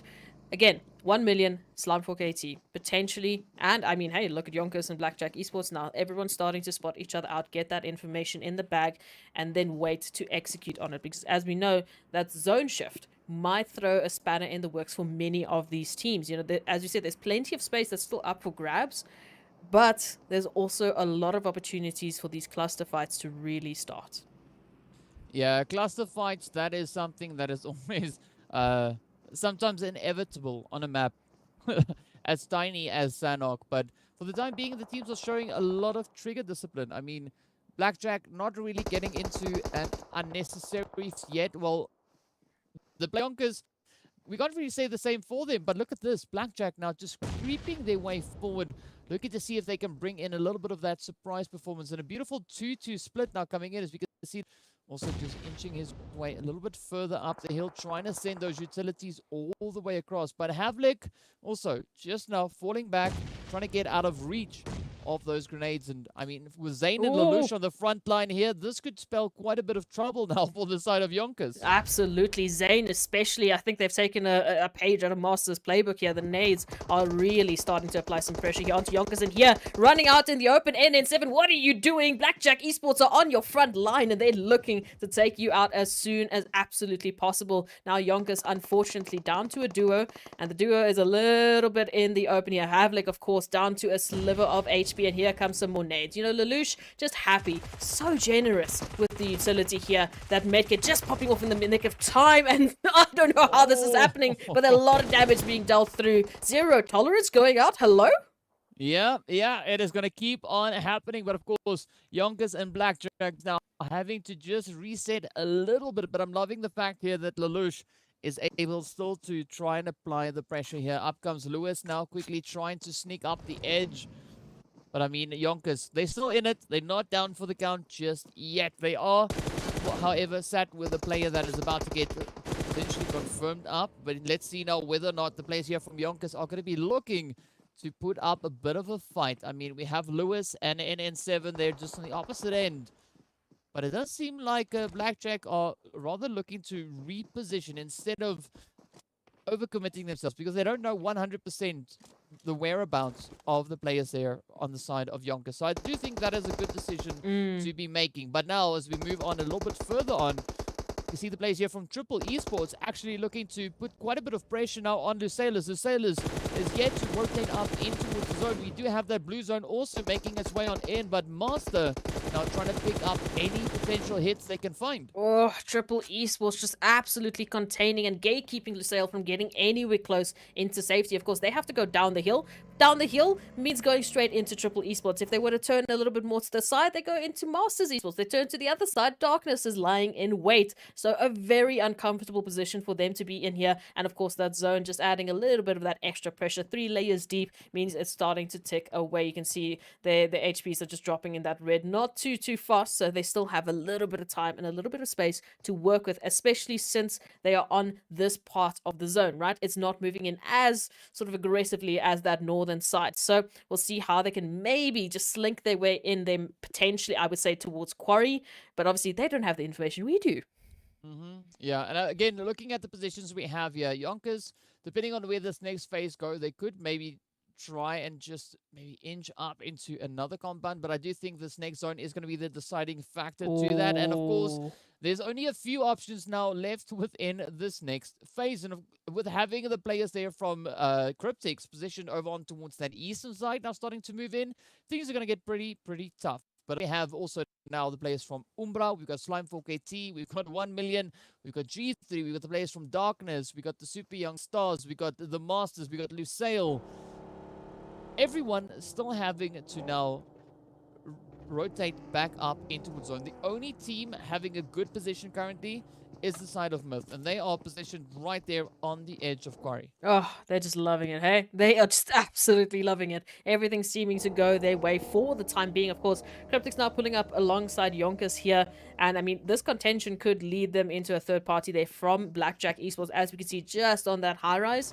But of course, Cryptics, they have an easier way into the zone. They've got the cars, they've got the rotations to get in, and I think they might just be prioritizing getting a beautiful position alongside Myth in that zone and getting themselves set up. Of course, still many contentions having to happen, and this is the beauty of Sanhok. We said we love chaos, we do, and Sanhok is the perfect map to allow that. DK, it's just parties left, right, and center that will be lying in wait for these teams. You can see Triple Esports, Lusail, they're starting us off here. Yeah, but I'm a little bit worried about Lusail's position. They are still just on the edges of blue zone, only now kind of removing themselves from the blue. But up comes G3, having to try and reposition closer towards that zone. A lot of pressure now coming down as Darkness are also just adding to the pressure in this region. But look at this, the angles now looking to come on through. Myth also just trying to capitalize on their own lineup that they have there, but Nacho trying to wrap around as much as they can. With E-Flex now getting confirmed up as Tornado gets in with a beautiful longer range spray down. But look at this, Buden. The tree is only good cover on one angle, as Moen now quickly reminds them of the approach. But I mean, G3, it's a little bit of a turn of events coming through, or the tables here, as they had such a strong performance on Erangel and Miramar. But I mean, over on Sanhok, things are looking a little bit tough, but that is kind of the spread across the board. Everyone having a really tough time on Sanhok. I do love the drive coming through from the solo there of Super Young Stars, managing to find one there onto the side of Darkness, applying that extra bit of pressure right from the flanking position here. And of course, the rest of the team still making their way into that zone. Myth just having a good old time, relaxing and picking apart Slime 4KT while they're at it, because why not? There's the confirmation coming through, and we're officially in placement point region. Now the teams going out from this point on will at least have a couple of placements to add, but of course they want so much more, and why not? We want to get closer and closer to that winner chicken dinner. Again, Darko just absolutely a menace in the side of Darkness here, because they're picking them up but they're slinking away. Picking them up, slinking away. 1 million. Oh no. Ooh. No, they're fine. Ooh. They're fine for now. I mean, that Molly not reaching all the way across just yet, but it is not the same for the side there of YONKOUS, as they now have to pack their bags, walking away with that one Elam, but up comes Darkness, looking to clear up their side of the zone. Oh, come on, it is going to be a dangerous dance around the rock here. 1 million still riding on 2. Knight now getting picked up. It is all down to Black last, but will this be a last effort for 1 million now? We're going to find out relatively soon, as a beautiful spray down comes through, but the blue zone is going to come in and, of course, end there for the side of 1 million. At least they walk away with those 4 elimination points alongside the placement points they were able to bring in. But things are looking pretty tough as the teams continue now to push further and further towards the zone. Umbra, Cryptics, side by side over on the eastern edge. Oh, see those knocks now finding their way up onto its Cryptics, but Umbra putting up such an aggressive play here. We have 5 teams on solos, DK. There's 5 teams with only one player just representing them now in this top 9, as we do see, unfortunately, Blackjack Esports going out and here start the solos to drop it to the floor. Of course, Team Umbra looking to take out Cryptics here. Beautiful spray coming through from Morteza. Hello, but you need to avoid those nades, my friend. Senke, of course, being an absolute dominating force here for Cryptics, and Umbra not feeling so good about it. The reses are coming through, and Cryptics still feeling the pressure. But of course, the players here from Umbra not going to be backing off anytime soon. They are going to be looking to clear it up all the way through. 10K trying to find a good angle to make this play from. It is going to be quite a bit of a challenge to the rest of the team. Getting picked up left, right, and center. Laser Boy now the last one left, but Senke sends a beautiful one through. Shadowin also advancing forward. It is going to be Shadowin up against Senke. Beautiful showdown for a position up on towards this edge of zone. The molly's coming through. Senke now being forced forward. Shadowin steps up, finds a little bit of a strafe play, but is he going to get it? Yes, he does. Shadowin picks up the confirmation on towards Senke, and with that, the Cryptics make their way back in towards the lobby. 5 teams remain, and it is still a pretty tough one. Masters, of course, having their solo left. We can see Masters, Triple Esports rather, their Master out in the blue. Players here from the Masters themselves looking to push forward, but they're going up against Lusail Wanted. Now getting caught up by that blue zone. They have to start healing, and this is the 6th phase blue. It is absolutely devastating, and look at that. Just getting ripped to absolute shreds at the hand of the players all across this lobby. But look at this. Myth now looking to rake in some more points. It's a 4v2 as only one solo from Lusail, one solo from Triple are alive, and Triple are going to be out for the count thanks to the blue zone. So Wanted, I'm sorry for the pun. You are wanted right now and not in the best way. So that medkit can be popping off, but Miss, they have a beautiful line of sight here, and all that Lusail really can survive on is that heal off strat. Nothing else to do. There's nothing. This is a team Myth absolute domination coming through. I mean, really, DK, they have so many points. They have so many points, but they are picking up potential. Well, yeah, no, confirmed. They pick up their 4th winner chicken dinner. There it is. Done. Dusted. Absolutely insane. Yeah, it was a bit insane, as you said there, but Myth's going absolutely crazy, bringing in yet another devastating performance, and, you know, they are just really out here farming those winner chicken dinners, just adding even more to the scoreboard. Absolutely fantastic performance coming through from them. I mean, quite a bit of a challenge being presented on the map here of Sanhok, but it was no surprise really, and the teams just keeping up the pressure. I mean, we did see Umbra putting up an absolutely fantastic fight against the players there from Cryptics, and with Senke getting picked up right there at the very end. I mean, it is beautiful PUBG. What more could we ask for? The teams are just delivering all place, and, you know, we saw some really dominating performances coming through from league play, but, you know, Super Weekend this is an entirely different storyline. We've said it before, like league play is no indication of what we could have been expecting to see from these players. Even the performances we had yesterday on the first day of Super Weekend, also not really being indicative of what we are seeing here today. Yeah, I realized where my brain went with that. It was like insane, but Sanhok put together. That's why we're coming up with insane. I don't know. We've got Zunes. What did you say? Zunes as well today. So it's a fun time. Either way, DK, that is the fourth map of the second day of Super Weekend. Done, dusted, and Team Myth picking up their fourth winner chicken dinner. These numbers are absolutely insane. And trust me, look, I'm not great at math, but I can do the math right now. Team Myth on an absolute tear. Yeah, they are just on a way performance, and we gotta love it, right? This is absolutely fantastic stuff, and of course, they are feeling pretty happy because not only are they looking good in the points department, but also they have an extra little bit of cash getting added into the bank, and we also have to have a bit of a look to see what those replays are going to be looking like as the teams have just upped the gameplay once again on Sanhok with a few surprising performances. We were waiting to see teams that are in need of points stepping up, bringing it in. But of course, Myths, right? There's nothing wrong with adding even more chicken dinners to the repertoire that they have already. They've got $2,000 just in winner Yeah. winner chicken dinners from this weekend, from these 2 days, from these absolutely insane 9 games that they've played. They have $2,000 that they're adding to their prize winnings. And of course, I mean, the points that they're picking up, they were already the first team to pick up triple digits. They're already, I think they were sitting at 127, 122, roundabout there after a game like that. I mean, who's going to be catching Team Myth? Well, it is absolutely insane. Let's hop into those highlights to see exactly what went down in this match.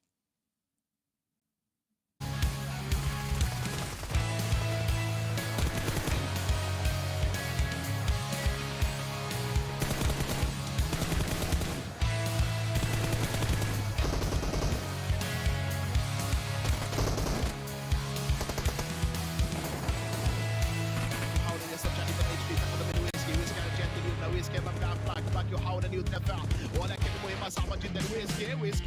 ويسكي ينتظر الكومباك. ويسكي ينتظر الباك اب، عفوا ينتظر المساعده. ويسكي امام بلاك.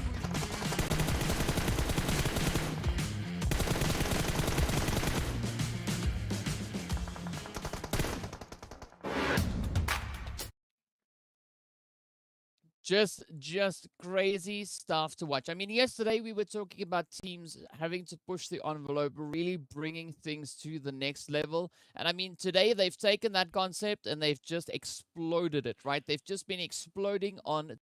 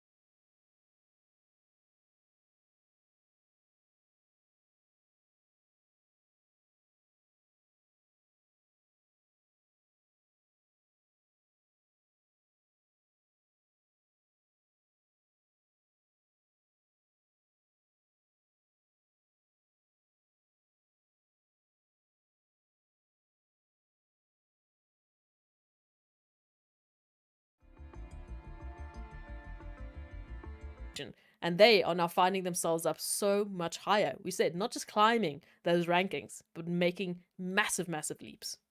Yeah, I mean, they've got a rocket strapped to their boots on this one, right? That's insane. I mean, 4 chickens, bringing it in on the first Super Weekend, that is setting the bar exceptionally high for any other teams looking to challenge them and potentially beat them out. And there is one team that we see that is also pretty consistent in that, and that, of course, is the players there from G3 Temper. They've been pretty consistent with their performances across the board, bringing in those 2 chicken dinners so far. So I guess to see who else is going to be looking that up and, bank a chicken along the way. But before we get any more, we have to thank Nomo TV, the PUBG Mobile 2022 official streaming platform partner. Now, the teams, they keep on surprising us, and this is what we love to see. And of course, we are prepping ourselves to move into our final match of the day over on towards Erangel. So be sure to let us know on social media what your guys' thoughts are. Do you think we're going to see another crazy performance coming through from the side there of Myth? Any other team potentially be stepping up? Of course, let us know on Facebook and Instagram. Head on over to the PUBG Mobile Esports Africa pages and tell us what your thoughts are. And on that, we are going to be hopping into a quick break. So we'll see you guys right back in a short few moments.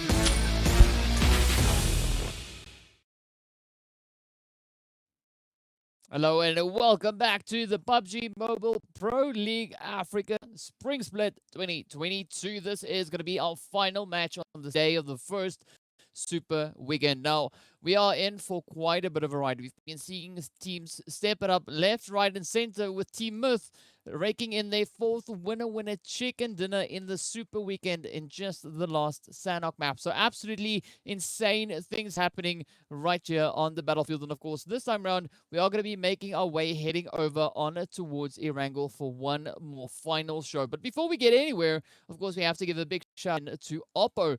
So with upgrade performance and upgraded fun, celebrate your winning spirit with the brand new Oppo Reno 6 series, the designated smartphones for PUBG Mobile, Middle East, and Africa Esports in 2022. And thank you so much to my lovely co-host there for pointing out the products on screen. You think I'd We be need to used get you it. one of those bells or like a light or something, you know, so Foam you can finger, go like so I could just like. all that, Yeah. all that. But of course, now I do think that there's going to be a lot of foam finger pointing happening in this final match, right? Of course, we know it is going to be the one in which we see who's going to be the team to grab the final chicken, at least for today. And we're going to be heading right over on towards our flight path as it's looking quite interesting this time around. As we can see, it is down Wow. on towards that southern side, the lovely Sosnovka Island down below there. Very southern flight path, so I'm hoping the zone kind of complements that on the one side, and on the other side, I honestly hope that the zone doesn't. Yeah, look, we would love a little bit of chaos here towards the last map of the second day of Super Weekend. I mean, why not throw a wrench into the works and really have these teams show us some fantastic chaos alongside it.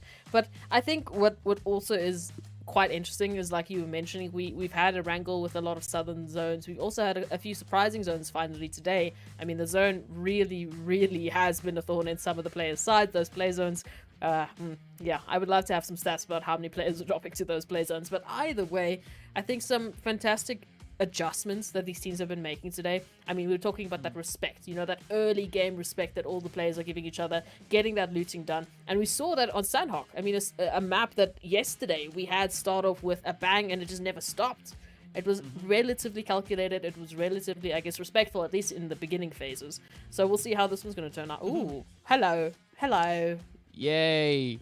There we go. I mean, so we've had a southern zone today, we've had an eastern zone today, and of course we end off the day with a lovely, devastating northwestern zone, with a big chunk of the zone being water, right? And it is also Everest, as well as Chopsticks being in play. We've got North George, Shooting Range, Zaki in play, so definitely some points that we don't see all too often, but also we have Gatka right there, in an almost center zone, but it's, you know, well, everyone can see exactly where that is. But I'm curious to see what positions these teams are going to start to try and take up now. But I am, however, expecting a lot of those northern rotations to come through, particularly from teams like Slime 4KT, Darkness, G3, as well as the players there from 1 million, and even the the four squads we've got down on that Sosnovka Island. That is Unique, Lusail, the Masters, as well as Blackjack. Yeah, look, what's even funny is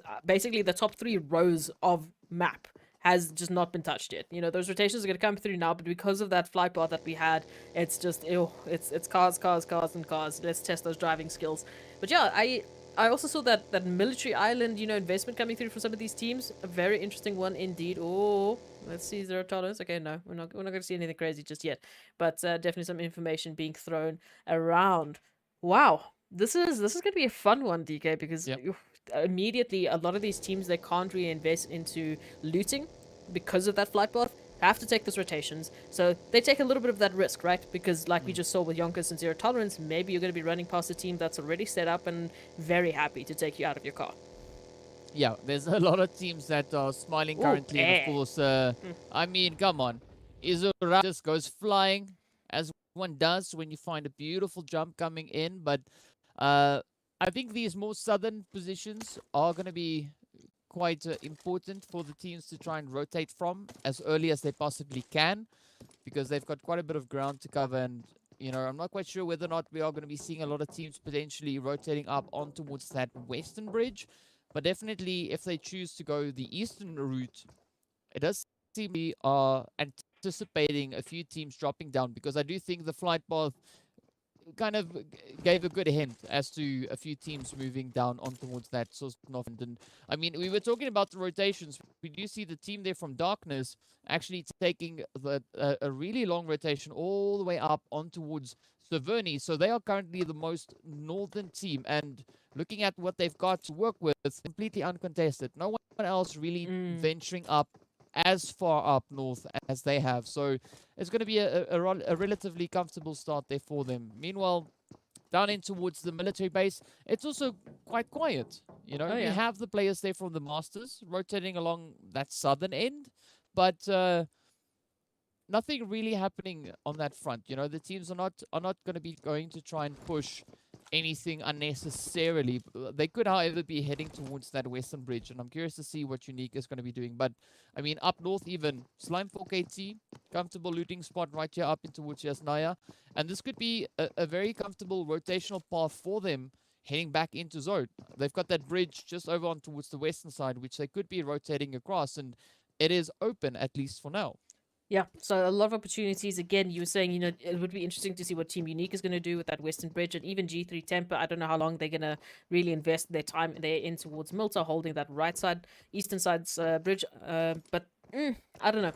The rotations from that military island are definitely going to be a point of conversation later on. I do see YONKOUS and Team Umbra very close to each other, you know, rubbing shoulders, as we'd like to say, but nothing too invested coming through just yet. And Slime, 1 million. Actually, nice little rotation coming through just around Slime 4KT, maybe just towards the southern side there, of Darkness. You know, just linking on through there. So we'll see how that rotation is going to come through. But again, Darkness, like you said, that entire northern side, it's theirs. You know, they could even go all the way to Zaki, maybe shooting range, have a little bit of a tour of the northern side of the island, and just have a peaceful time. I mean, I do think when we have a crazy zone like this, I think then we can call it a zone, because it's something. Yes, because it's something we don't see all too often. So I think maybe that could be a fitting name for it. But okay. I mean, speaking about fitting, the players here from Triple Esports are going to be looking to potentially fit themselves a little bit closer on towards that Gatka side, as the entirety of Everest is pretty open as well. I mean, Cryptics, they are relatively close, but they haven't invested into moving up onto the high ground. I do think we're going to be seeing a lot more of those dynamic rotations coming through once the zone actually pops, right? Because for the time being, we do have all those lengthy rotations coming through, teams heading up north, but it does seem like 1 million is also venturing over on towards Severny. Yes, look, I thought they might. Obviously, they don't have the information we do, so they don't know that they should be trying to, you know, slink on towards the more southern side of Severny. Does look like they got a little bit of that information because an immediate turn coming through, but they might still be finding themselves right next to Tornado. And look at this, of course, Lusail, Masters Esports, like we were talking about, that military island rotation now has to come through, and Team Unique still on the other end of the bridge. Still potential for them to get involved as well. But Bamboo, as we know, just holding information, Trigger Discipline coming through, because they don't necessarily want to tell Lusail, hey, you know, just wait on the other side for the bridge, you know, and wait for us to come through and just, you know, throw a couple of bullets our way. They don't want them to know. Yeah, true. But of course, Blackjack is also on the way, right? They are about to come in right behind the players here from Lusail. So the Moss could maybe find themselves in a bit of a favorable setup here, but they got to act really quickly. As we can see, Blue Zone is on it. I do think this could maybe be turning in favor of the players there from the side of Unique, as they've set themselves up just on the inside of zone. But unfortunately, the position that they are in, they can't really see all the way across. However, Blackjack can of course see all the way back towards the players there from the Masters, just putting in a few suppressive shots so that they can allow themselves to rotate across. But it does seem like Lusail is setting it up. But meanwhile, further out in the zone, we do have YONKOUS and Zero Tolerance now out, as Skydo sends in a beautiful nade, followed up with a quick follow through with those shots. But this is going to be an important play, especially for Lewis there from the side of YONKOUS, who we can see now already starting to apply a little bit of pressure onto Zero Tolerance. But this is where YONKOUS could actually come in with a little bit of a pincer potential play here, you know, like corner Zero Tolerance and just, you know, kind of force them into submission. Absolutely, and they'd want to do it as fast as they possibly can as well.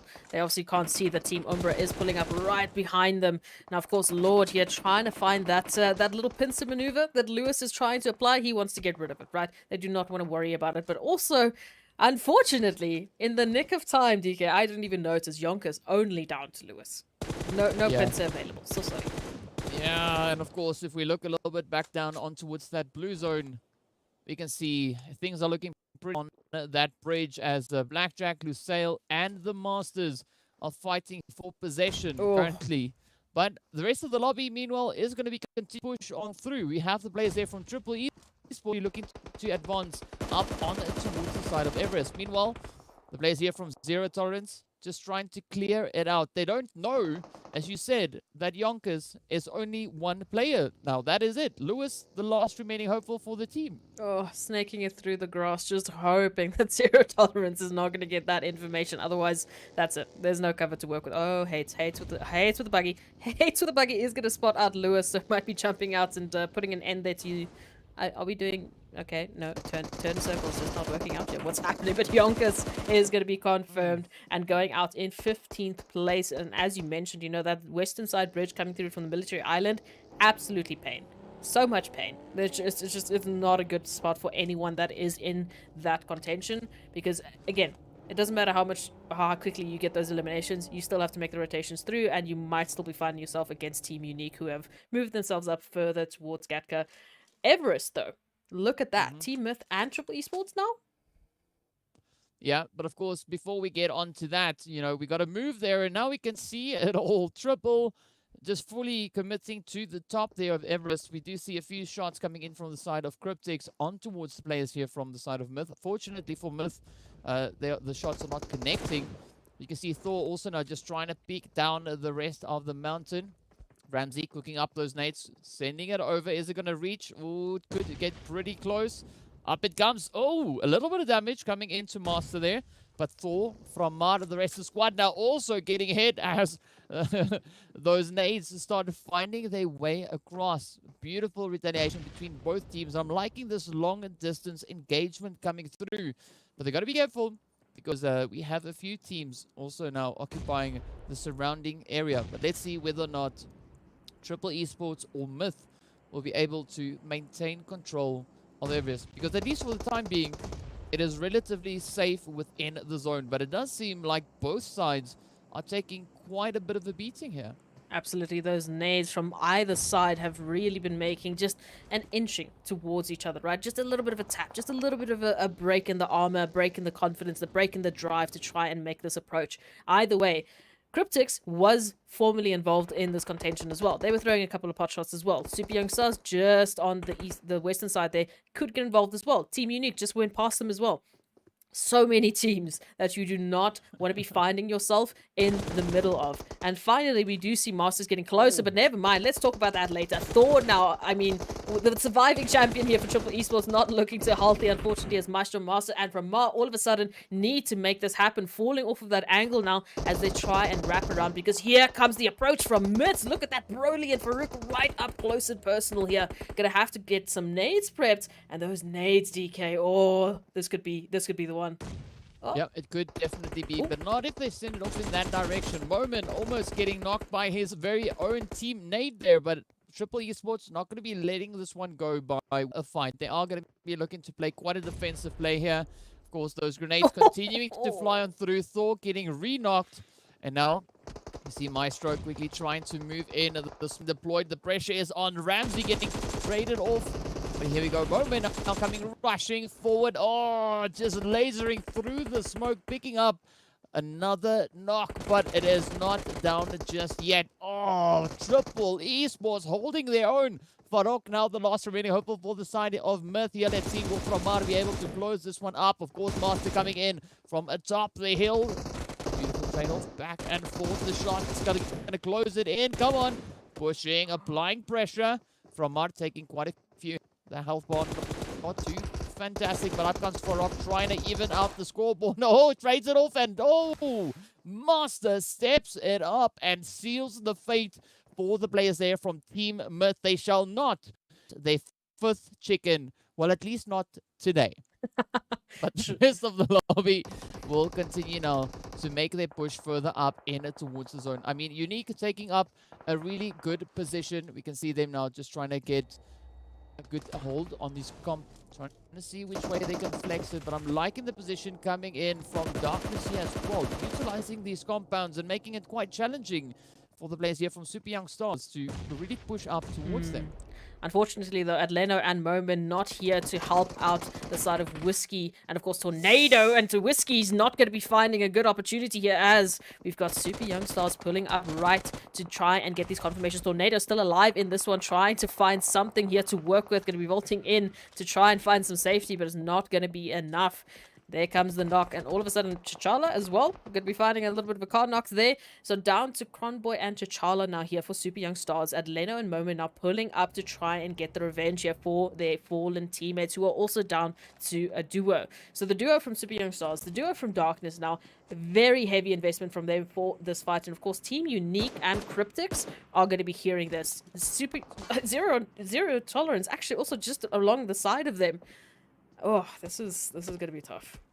Yeah, but I mean, speaking about Cryptics, they've got a very interesting position just up in towards there. So it's also quite a controlling angle for them to be holding. But we do see the players from G3 and Lusail also venturing a little bit closer towards each other on that southern edge. We now have a look over on towards the map. The PMPL Esports are going to be ascending, or rather descending, from atop of Everest, looking for a position further up in towards the zone. Center zone currently occupied by the players there from Zero Tolerance, so they do still find themselves in a relatively good spot. Phase has now popped up, but Slime4 KT, they're still alive. They still got all 4 players up, but try and move into a good position. Again, not a lot of options with regards to compounds, not a lot of angles really still available within the zone. And I mean, 2 teams knowing how essential that is, of course, is G3 and Lusail. We can see them now fighting it out just north of the ruins. North of the ruins and just south of the zone that Cryptics is currently having control of. So as soon as they finish this is going to be a fun little swim for them to try and get onto that the top part there, just the below there of shooting range. The only part really that they can go in terms of the zone. Blackjack Esports still alive into this one, also making a little bit of rotation there towards the eastern side of the bridge. And here we go. Cryptics, as I was saying, going to be spotting up. Going to be spotting up the side there of G3 Temper, who are trying desperately to quickly make their way past that bridge, get as close as possible to the zone, and obviously get as quickly as possible outside of the crosses there of Cryptics. Blackjack Esports not there, as I said it. Unfortunately, Lelouch being found out there, but I believe, you know, Team Umbra also making their rotation up very, very close to Cryptics. Yeah, and of course, the players here from G3, they know the importance of this compound that we see Cryptics in, right? Box being quite an essential spot, but Triple comes flying down into the water, nearly delivering themselves on a silver platter there to the side of G3. And this could also be quite a good point now for the players from Cryptics to step up and start farming a few of those elims. But Unique, of course, are going to be looking to add their own few cents to the fight here, as we see the boats now getting flown out of the water. Triple trying to make a push across on towards the opposite coastline. But the pressure's still high. I mean, we got the sail also not too far away, a little bit further down towards that southern side. As you can see, the players there from Cryptics now looking up in their direction, but also up north with Unique and the players here from Darkness still fighting it out right here on the ridge line. But up comes Atleno, cooks up an 8, sends it over, doesn't really find the point. Unique pushing forward. This is what we want to see. But Darkness now down to only Moment. Which whether or not Moment is going to choose to fight or potentially reposition. It does seem like that reposition is going to be the call here. Can't fault that whatsoever. But of course, the players there from the Super Young Stars still holding that position and that rotation just in the nick of time for Moment. But he's got to be careful because Slime4 KT, they also now moving in right up towards where he is rotating to. Oh, and just running right past them. We'll see if he's going to be able to survive that one. But a beautiful little bit of a zigzag coming through from Team Unique. They have to be careful, though. The duo from Super Young Stars very happy to get involved in this one. And, of course, Lusail in the kill feed as well, alongside G3, alongside Triple, Team Umbra as well. Everyone lighting up that feed right now as they try to get themselves some eliminations and give themselves some space in the zone. As you can see, it's about about to close up, and we're going to see who's going to be the next team to be zone blessed potentially, because a lot of fantastic position, only really just that sort of western central side that's not really taken up, but still plenty of opportunities for team to make rotations into 1 million as well, pulling up right behind Zero Tolerance and Slimefork AT alongside Team Masters here. And oh. Ooh, yes, indeed. I mean, this could be the kind of shift that 4KT was waiting for. But look at Unique starting to push even further forward now, rushing right down onto the players there from the Super Young Stars. And now it's all down to whether or not they can hold their own. Chala getting picked up. It is now down to Cronboy. Will Cronboy be able to survive the onslaught coming through from the side here of the team of Unique? I mean, Cronboy got that nade ready. But a quick heal coming through just down below as they looking to pull off those reses. I'm liking this approach coming in from the side here of Unique. I mean, they've already been victorious before, right? They have picked up one or two chickens, and with that, they come in and close it out, picking up the confirmation on the players there from the Super Young Stars. But now they've got quite a favorable position in the zone, right? This western side, completely open. They have a controlling compound as well. And now they can just sit here and pick away at the rest of the teams looking to potentially rotate up in towards the zone. We still have the players there from Triple as well as Cryptics, Lusail, Umbra. We got the Masters. We got the players from 1 million also still having to find a decent spot to fight from as they now up in. But look at the Zero Tolerance just on the edge there.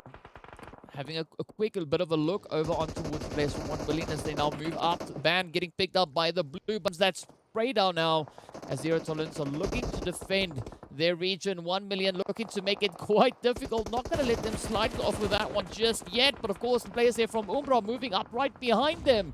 Look at this beautiful trade-off back and forth. Eflex now, the last remaining hopeful for his team. They're looking to find a good position to pull up into.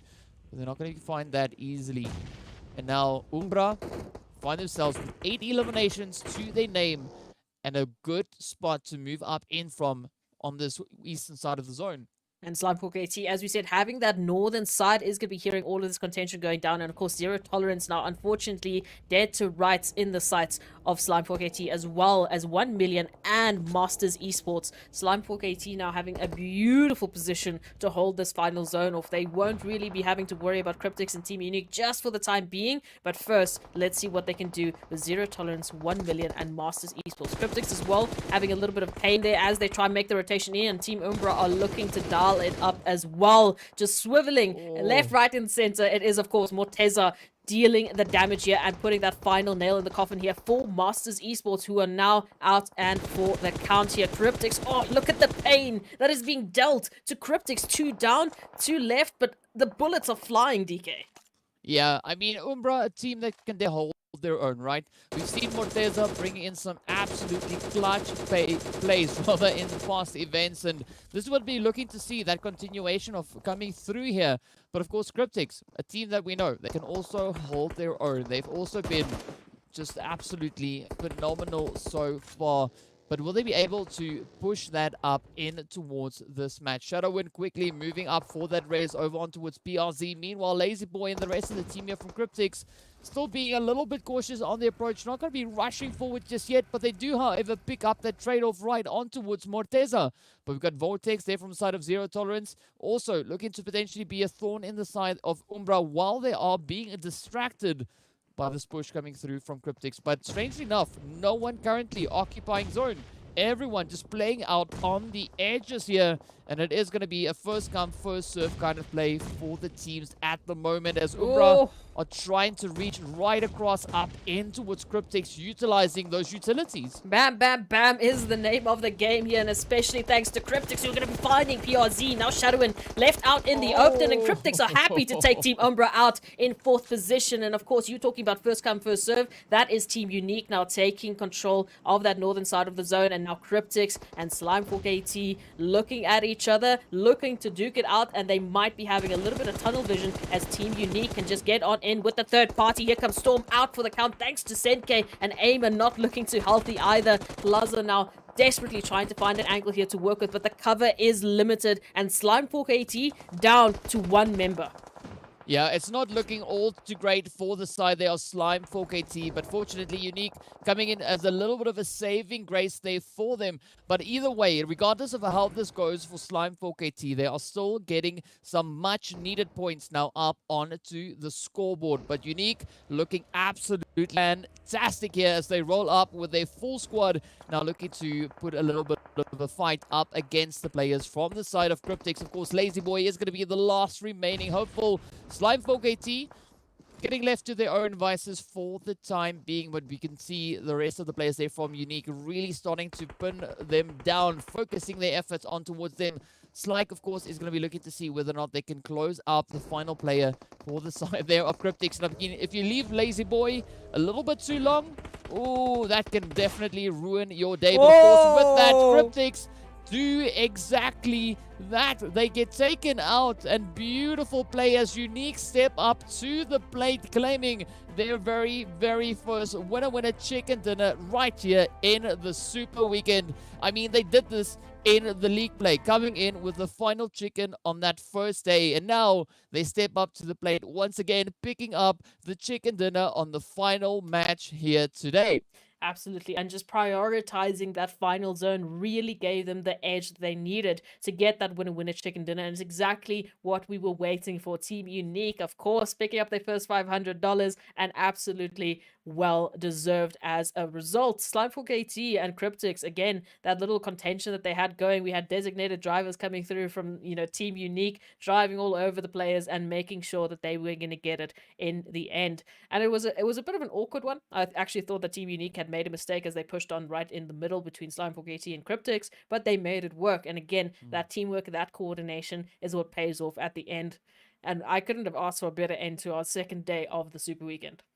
Yeah, it was absolutely beautiful to see. I mean, glad to see that, you know, the chicken dinner that came in from the side there of Team Unique over in League Play was not a fluke. They could replicate that once again. It took them a little bit of time, but they succeeded. They pulled it through, and they added that to the scoreboard. And that is what we love to see. Teams being successful in their efforts, but it's also a trend that we've been seeing. Teams who are able to maintain strong numbers, pulling up into those late phases, things usually turn out quite well for them. That's not always the case, but that's definitely something that we saw happening a little bit more regularly. So well done to the players there from Team Unique. A very, very well-deserved winner chicken dinner coming through there for them. And I got to say, I mean, that was beautiful whichever way you look at it. They picked up a relatively decent amount of eliminations as well. I do think they finished off on like 11 eliminations. So that, accompanied by those placement points, will do absolute wonders for them on the leaderboards.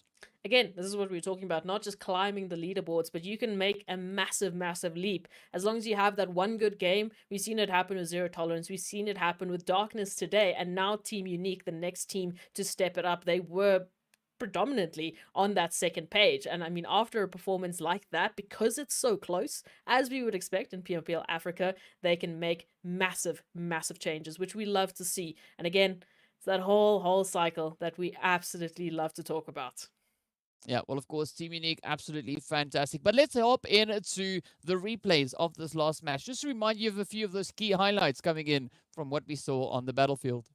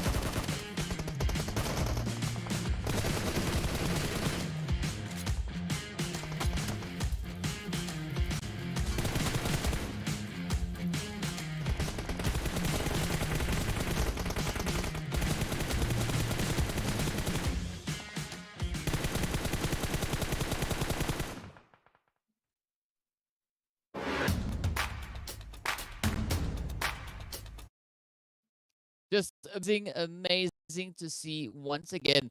And I looked back at what they did on that or the first day rather of league play, right? So the chicken that they got on Erangel was where they had 10 eliminations. This time around, they upped the stakes. They finished off with about 11 eliminations. So definitely fantastic stuff to see come through there for the players of Team Unique. But we also have to take a look and see what the point situation is, right? So we need to see what those match results look like, because we know at the end of the day, the teams are fighting their butts off to get themselves as high up that leaderboard as they possibly can. And so far, it has been absolutely exciting to see the teams go at it. We've had a few teams succeed beautifully, and we've had other teams facing a few more challenges along the way.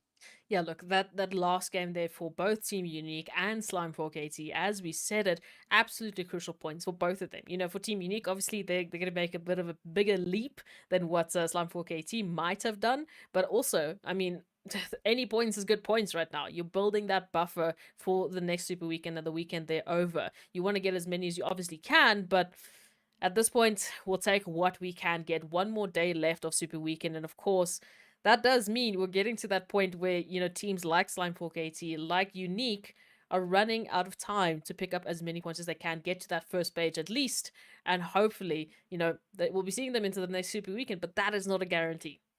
Yeah, but of course, speaking of guarantees, again, it is match ranking time, and as we see from Team Unique finishing off quite beautifully with 26 points on board, 11. Wow, thanks, TK. 11, there we go.